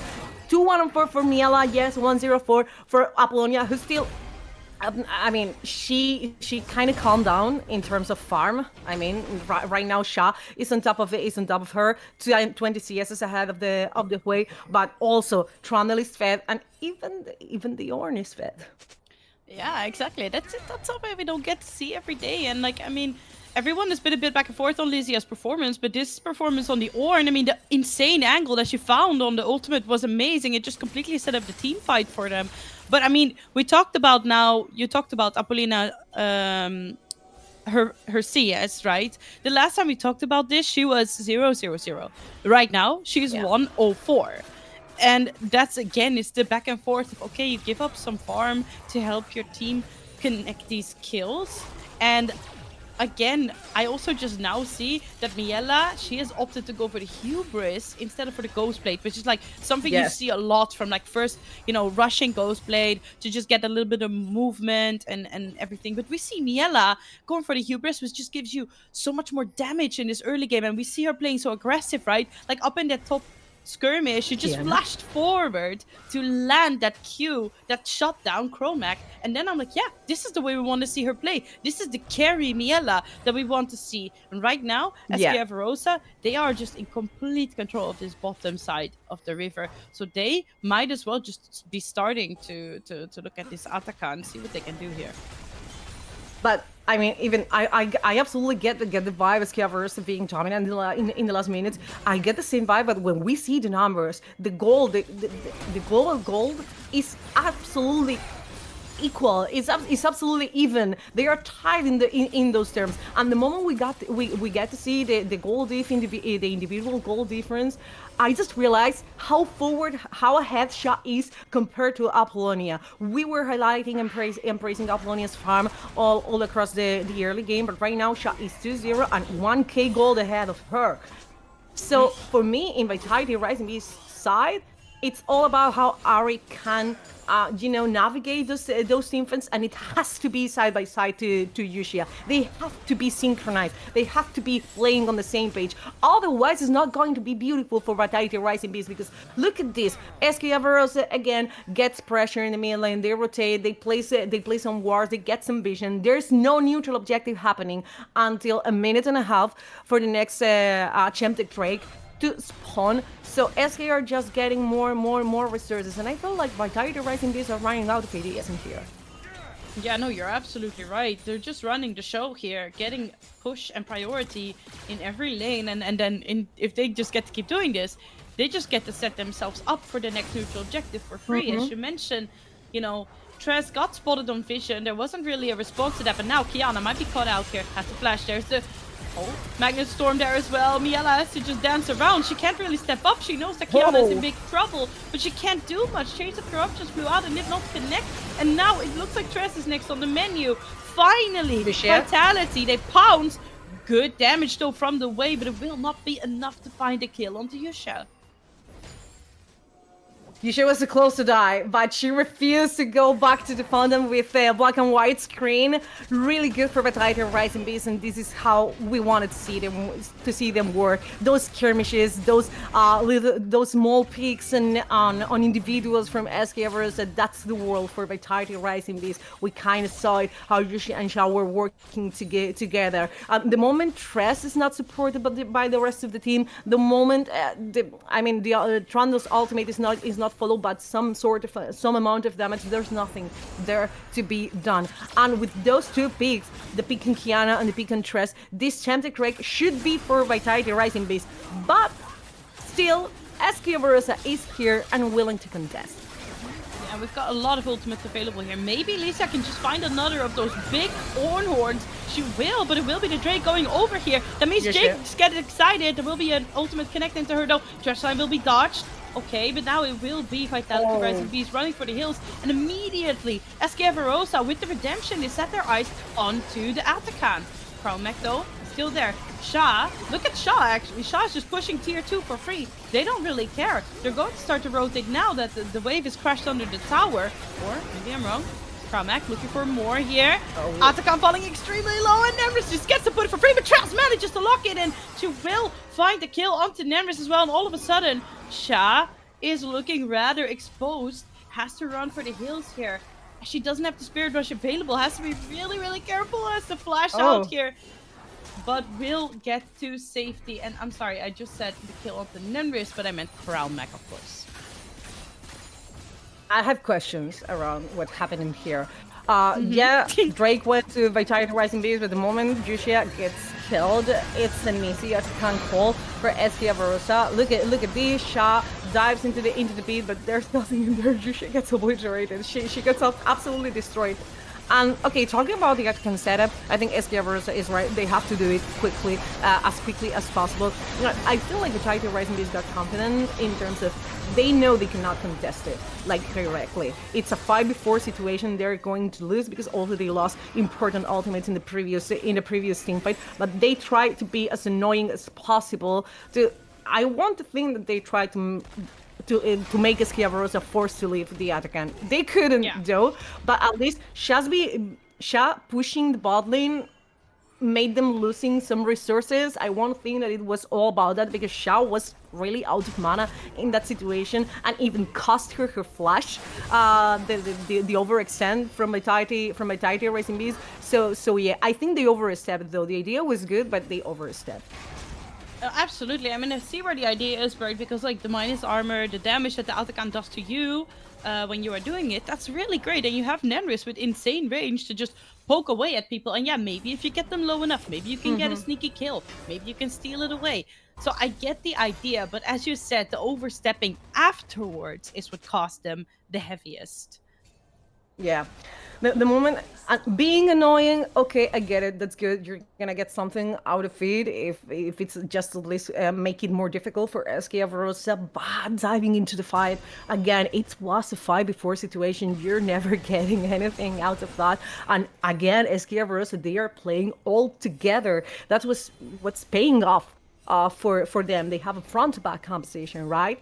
With a heavy tank on top and with two very long-range champions such as the Hui and the Varus. It's been difficult for Vitality Rising Beast to reach both Miela and Apollina, and they're trying to do so, but not the best moment to try. Oh, they're looking for some damage here onto Crown Mech. I mean, Tress can just be so annoying to them. Completely dominating this river rotation here on the Trundle. Now we do see the reset from Jinx coming out. This opens up an opportunity here because it's only Bloom to defend this mid tower. Wave is here, but Nemris will be coming back soon. I mean, they might be looking for a fight here while their tower still stands. They don't really have the opportunity, so it goes down. And I mean, so far, we don't really want to play for the Baron, I don't think. No. So recalls of their own for SK Avarosa. I think it's too risky to think around the Baron Dasher, at least for now. But for me, Vitality Rising Beast, you don't have to defend the tower. It's dead. It's already dead. You don't play for dead turrets. You let them go down, and that's it. You need to respect the distance with SK Avarosa. And right now, I get the vibe that Vitality Rising Beast are trying to rush to Nenri's third item. The fact is that it's still kind of a long way to eat. It's 2 items and a half, if I'm not mistaken, for Nenris. She's not that behind Miela, though, as we can see right now, in the individual gold difference. If you pay attention to the global gold diff, it's still very tight between both teams. Jusha wants to look for something, but she falls short on range. In 30 seconds, though, we're gonna have the next raid. It's gonna be soul point for both teams. Yeah, you're absolutely right, actually. I mean, here's the thing, like, in this rotation where Nandus wants to sync up with her team, she lost a great chunk of health already. And this just shows the power that, like, SK Avarosa is playing with right now. It's like, you need, your positioning as Vitality has to be so peak just to make sure that you get to pump out the damage as Jinx and do enough in these team fights. And look at this, because this looks like a lose-lose situation for Vitality or Rising Beast. They fight over the mid pressure, they lost, they get chunked down. Right now, they rush to the Drake, but they are losing position. They are losing the position for Baron Nashor. SK Avarosa says, okay, though, you go for the Drake, I go to Baron Nashor, and now you have to pay attention to both sides of the map. And Licia look for a good knockout. Beautiful hook, yeah, I mean, beautiful hook here from Kiana to just buffer on top of that. And there will the Ornhorn go, connect to Sha. But Sha has the Spirit Rush available. It looks like SK wants to go for more. Dredgeline doesn't attach. So with Carmack out of the picture, they might just be looking to go back to this Baron. Yeah, looks like that is the plan. I mean, any other day I'd say that it's not... Any other day, I'd say it's not a really quick Baron Nashor because you have Lethality Virus, right? You have Trundle, and it compensates. Nerys, though, doing the hard job, the hard work, got the Drake and got the tower, and there's a fight. Oh, there is a fight indeed, and Nerys now gets the position, the prime position to just pump away. She gets her first kill, gets excited. Another charm connects her from the Arya, and it will be 2 kills. Okay, Trusty gets to get 1 kill here though, but Yuxia so low, can't really contest, or can she? As we do see Nerys now being chased out. There will be a Crown Mag though. Tim teleporting in. Yuxia still got the lift. I saw she was hovering there by the blast going just to see, like, okay, maybe I can still get the steal here. But Baron was leashed. SK Avarosa, they get to turn their sides onto the enemy team and they get to clean up house there. I mean, Nerys, your sacrifice will never be forgotten.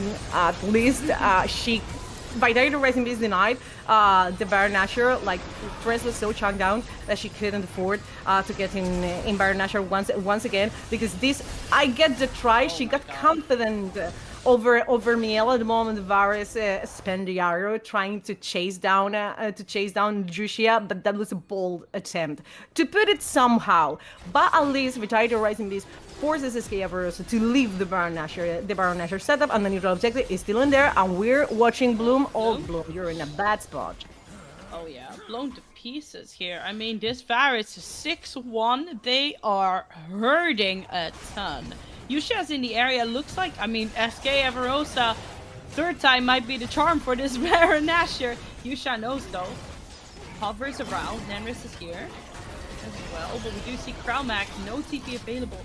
Still working their way up here from the bottom river. The teleport comes through for Licia. Oh, sorry, that was Apollonia. I am awake, I promise. 6 damage comes out. So much damage! Miela on the side connects the ultimate, and it will be another kill coming out.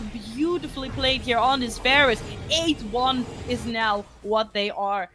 Just showing, as the desk has mentioned, Miela has that carry potential, and she is showing us just exactly that they were right. She's living up to the expectations that we got on her. 8-1 and 7 on this Varus. It is absolutely destroying Vitality Rising Beast. 4 items and a half. It's 30 minutes into the game, and Varus is just touching a full build situation. And for me, this is one of those kind of moments you don't recover in the game. Vitality Rising Beast lost Baron Nashor situation twice right now, and this one SK Avarosa manages to get the neutral objective. It's going to be really, really tough for Vitality Rising Beast, honestly, because they played it really beautifully synchronized. SK Avarosa, I mean, the way Apollonia and Miela are dealing damage from screens away once again, really playing beautifully this kind of long-range composition. Yuxia can't even step out. Look at the damage. Yeah. That is 1 Varus Q, by the way. And this is, it's really, really beautiful to play these compositions, the long range carry compositions, when you have control of the map. Otherwise, it gets really, really obnoxious to do it. But they are still on sieging, right? So it's for Vitality Rising Beast, you need to respect a lot. You need to leave the tower to die, because otherwise you're gonna be so chunked down by the virus and also the wave. It's really difficult. You need direct engage to get to those carries. But for Bloom, it's not being easy all this game through, because we get to see she's playing the rail and she's getting destroyed in a time. Comes out as well. Yeah, absolutely. I mean, I'm just looking at top lane now as these two were just bashing back and forth. I mean, both ultis being traded here. All Out comes out on top of the Ornhorn, and I mean, they've just taken 2 tier 2s here with that Baron buff. I mean, they can be super happy about how this has been playing out, and it's 10 seconds before the Chemtech Drake is available. And we have to keep in mind, Vitality Rising Beast, they are on soul point here. I kind of like to see how Vitality Rising Beasts are still trying to figure out how to survive into the game. So the way they wanted to picture their composition is a little bit blurry right now. But Sha is split pushing. She pushed all through the bot lane. She got the bot lane pressure, but Kiana is relentless. Yeah, Kiana is absolutely relentless with that hook landing, but Bloom doesn't even stand a chance to move. I swear there was a rail standing just right there. And boom, just gone like that. And that will be, honestly, that will just be Vitality Rising Beast's chances to lock in this Chemtech Soul here, as we'll be going over to SK Avarosa, putting them on the soul point themselves.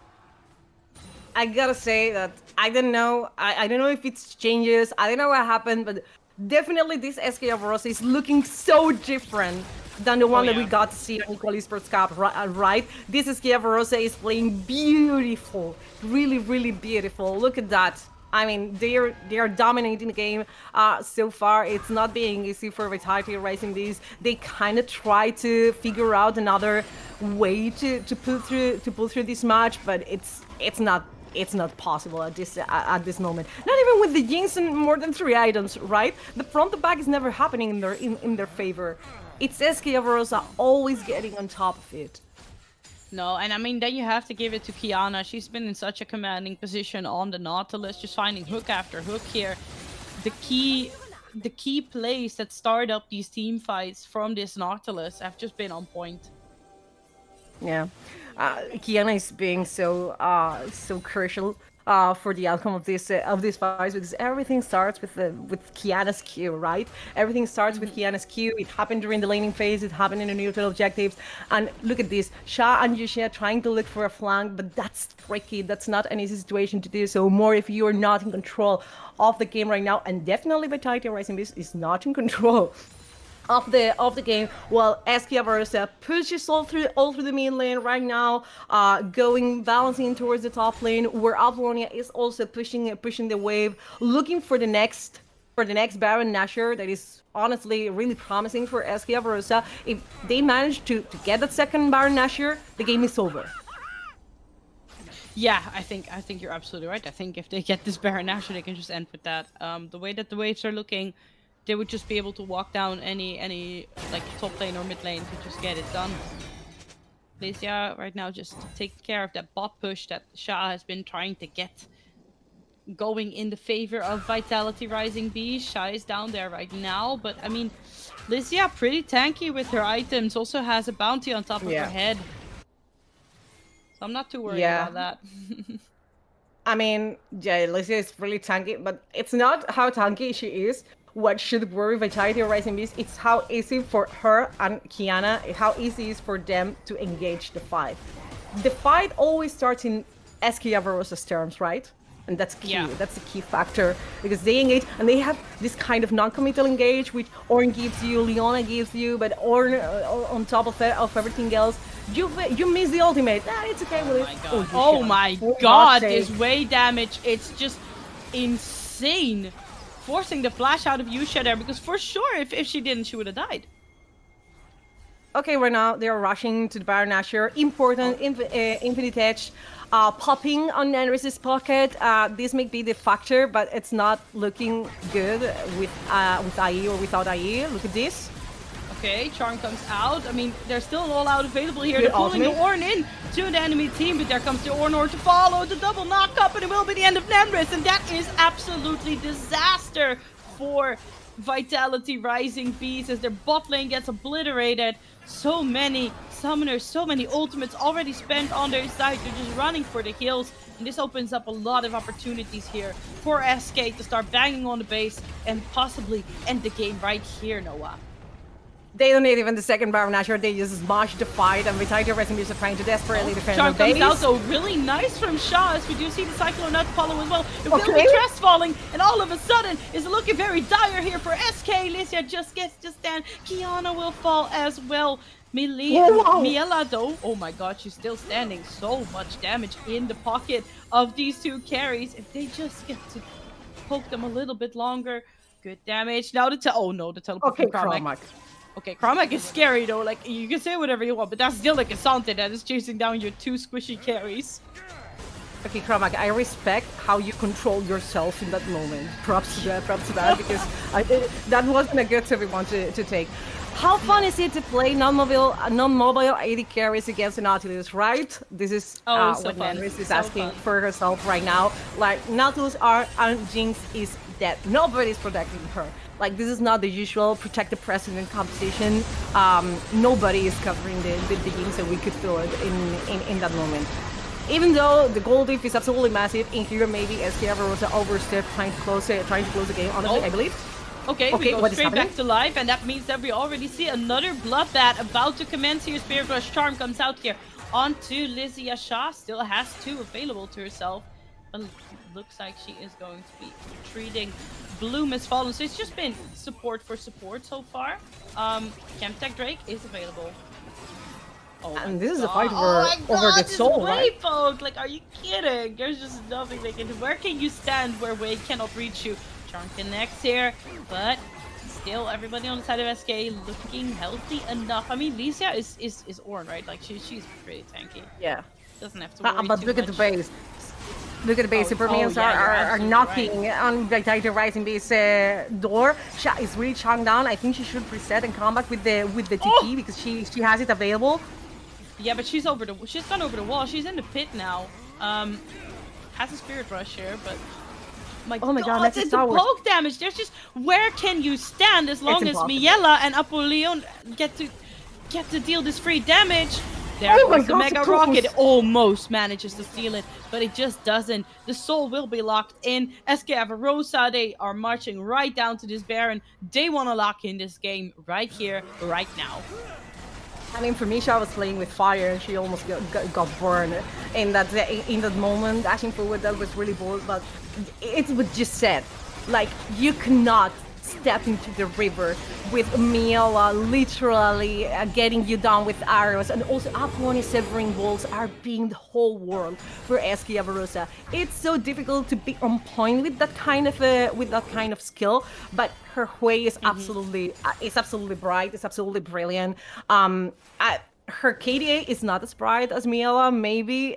It's still a good KDA for 0 and 14, but the way she controlled the mid lane all during the early game, for me, it was kind of it was the world for SK Avarosa's early game. Vitality Rising Beast, though, they are falling apart. I don't think they're playing in the same page in this moment. Like, I get the vibe they have mixed ideas on how to get back somehow. Yeah, I'm gonna have to agree with you. It's like it's not just the pacing; it's also the playing together that hasn't really worked out for them. I agree. And when you're playing so close to the grassroots, it happens the same in ERL. If you want to make it as easy as possible, fight. Good damage here onto Tress. The Cyclone comes out. Oh no, sorry, that was a Magnet Storm, but not for long as Bloom just gets absolutely obliterated. We see the TP coming in though. Kramak has now arrived to the scene.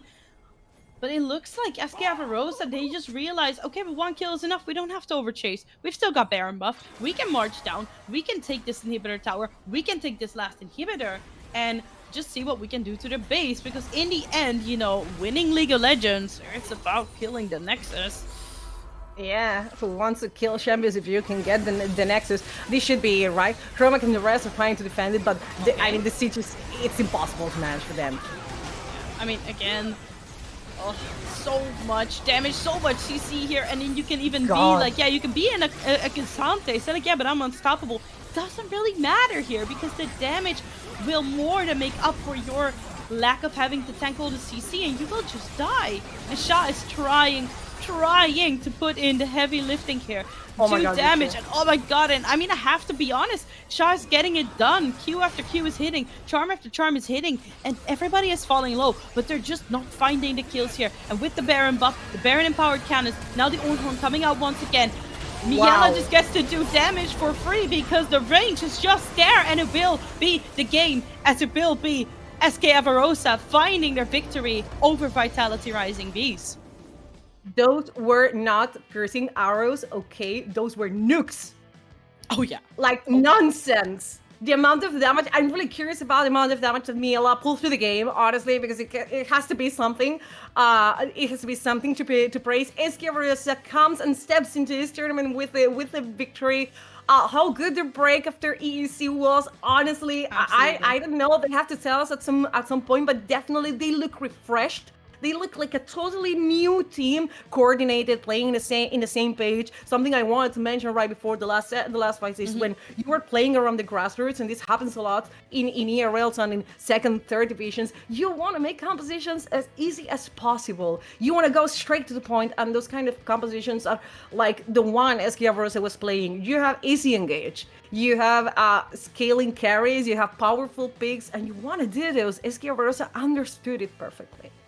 Absolutely. I mean, couldn't agree with you more. With the way that they have drafted, around, it's like, you know, the stickiness as well of having the trundle. So as soon as any kind of hook dredge line connects, you're just gonna have a trundle that's just gonna stick to you until you drop dead. And that is like, it's so obnoxious to play against. It's so hard to find a counter engage. And if the only really thing that you have is a rel with a magnet storm to follow up on that, it's like, you know, it's just not going to be enough because the Wukong, yes, they put in a lot of work. The Ari put in the work as well, but they just got blown to pieces in the end because you cannot get on top of this Wei or this Varus. And it just made it impossible for Vitality Rising Bees.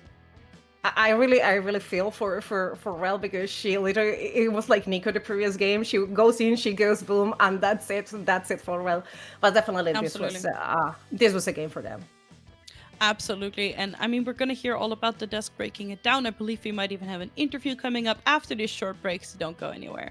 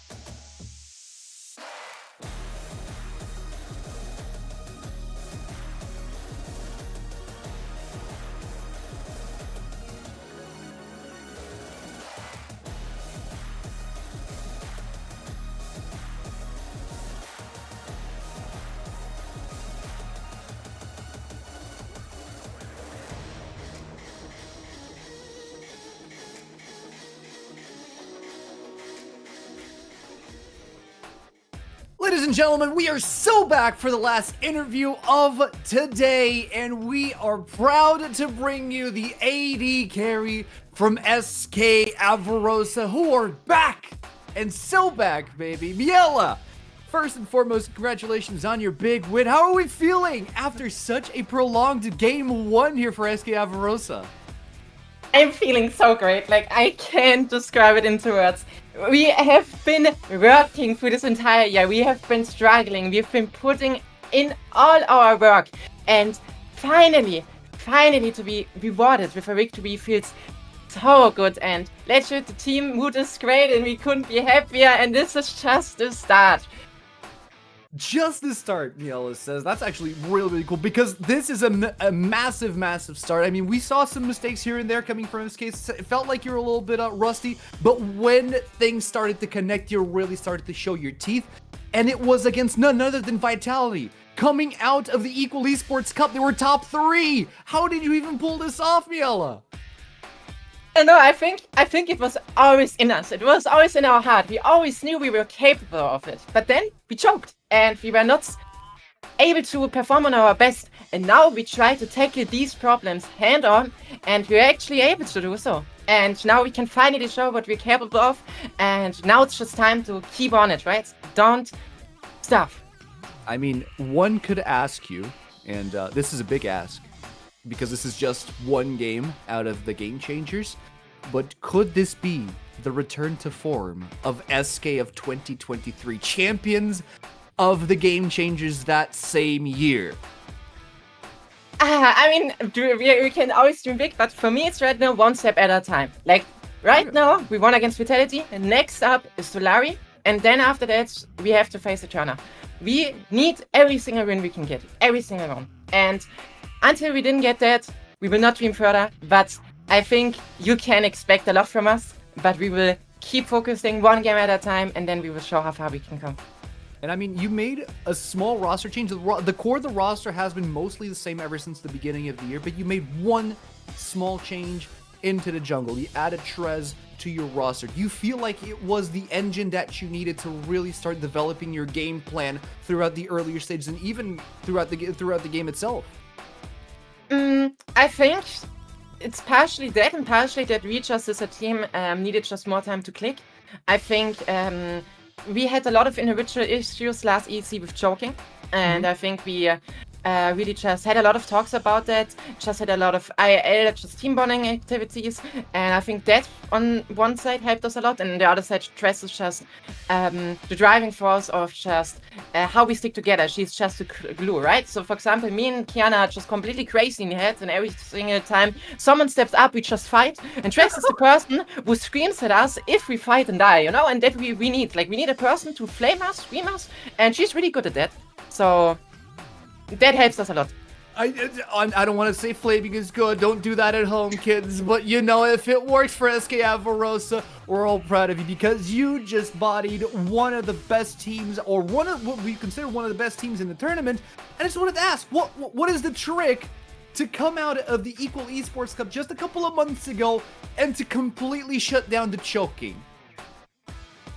Don't lose confidence. I think that's the main key.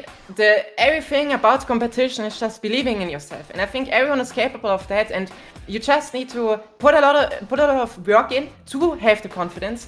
I put in the last 1.5 months. I was not playing Varus, right? And then the last 1.5 months, I put in from day to day so much work. I was looking at every single build I can play. I was looking at like how I need to play the laning phase. And if you put in the work, you will get the confidence. And if you have confidence, then you need to stick by it. Don't lose it, and then you are not able to choke.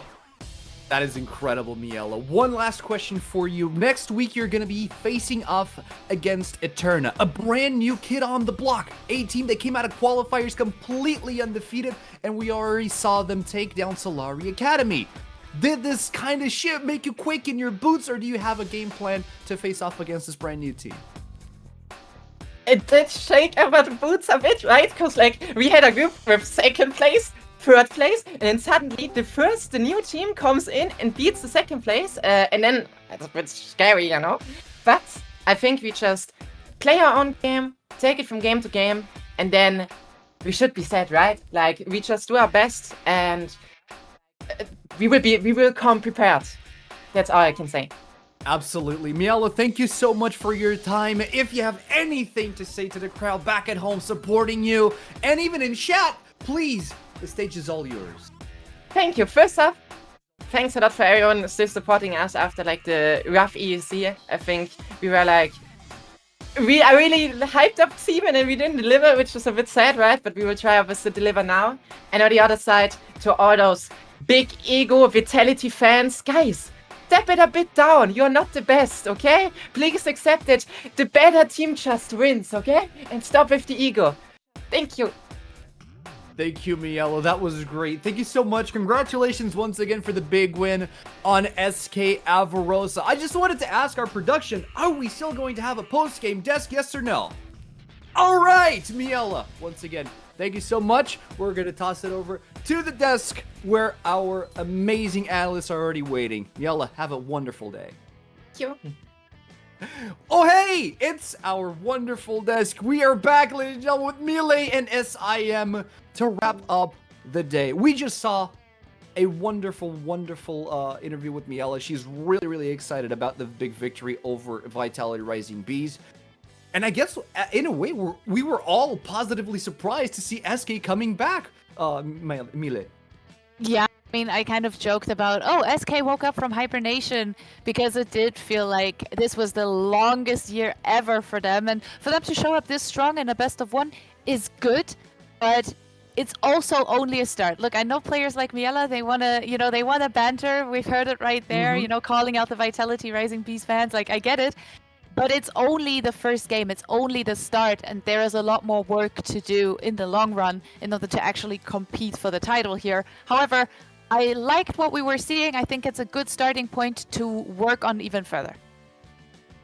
To me, I'd say that this is probably like the biggest banger of a way to start Group B. Because almost all the expectations that we had at first have been blown out of the window. The past finalist of EEC has lost the game. Now also a favorite in Vitality, B Rising, who took a game of G2 Hell during EEC, also has already lost the game. This is going to be almost a group of death, which wasn't to be expected at first. And that is just crazy to see unfold this early already. I know, when we're talking about a big underdog like Eterna, SK Gaming, who came out of a very underwhelming run through Equal Esports Cup, it's starting to shape up as a massive group. You have Solari, who were top 3, you have Vitality, who were top 3, and then SK and Eterna, who were kind of coming in as the underdogs, all of a sudden become a target to look out for. You know, we just had the interview with Miela, and she said nobody was expecting anything from Eterna, but they were positively surprised, and they will absolutely be preparing their games moving forward. So looking at the second group, Group B, looking at it as a death group, would it be unfair to say that all these results are unpredictable, or was this week 1 just a bit of a fluke for these two underdog teams?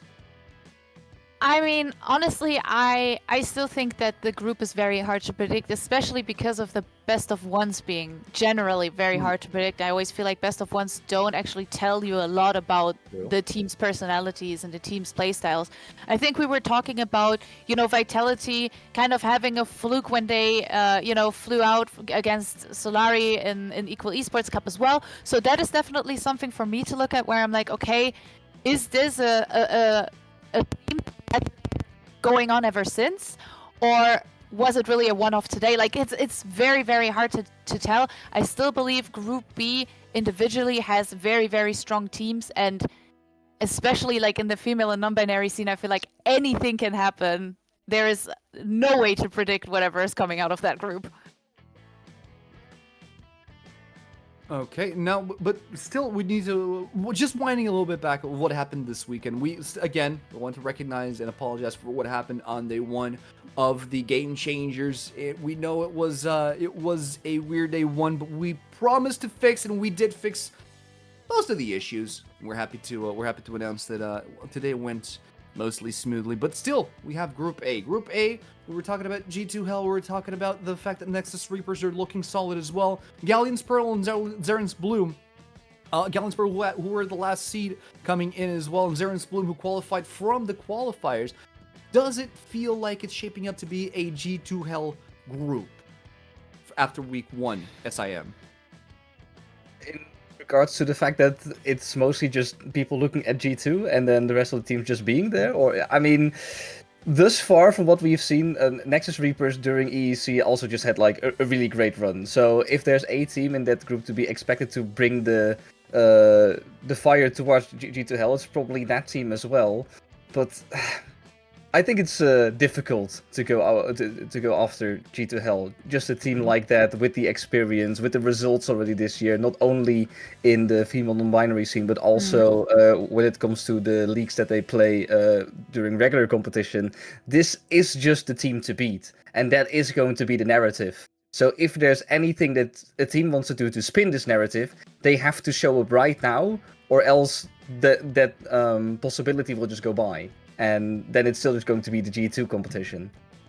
I think it's very important to mention that due to the experience that G2 have playing in Spain in Div 2, you know, they have scrimmed teams that are in a very different competitive setting on a regular basis. And I think that is something that definitely puts them at a little bit of an edge here compared to other teams who are probably also scrimming a little bit outside of their own region, because that's what you usually do. However, as let's compare it with SK Avarosa, right? Because it's just on top of my head. If you're a Prime League Div 4 team, you will not get ERL 1 scrims. If you're a Superliga Div 2 team, you will definitely get ERL 1 scrims if you ask for them. And that is a major difference in preparation. So it definitely needs to be a lot of work that has to be done from the side of the other teams, because G2L are coming in strong. They have been coming in as tournament favorites wherever they went this year, and that won't change for the remainder of the group stage unless someone actually takes games off of them, which is a rough challenge. It is a rough challenge, especially in the best of one scenario. We'll see as the weeks go on, because we are going to be back next week, Saturday. At what time? Well, I mean, it's going to be at noon in Portugal time and probably a couple of hours ahead in other regions, but it's the same time as you saw us here today to give continuation over to the group stage. We want to thank our partners from Riot Games, Web Media, and POC TV for making this broadcast possible, and from myself, from Mille, SIM, Noah, and Joy, we appreciate, and everybody behind the cameras, obviously. Mr. Shark is here, Woolman is here. We appreciate you all keeping us company throughout all of this broadcast. We wish you all fantastic games, and we hope to see you on the next week. Have a great week, guys.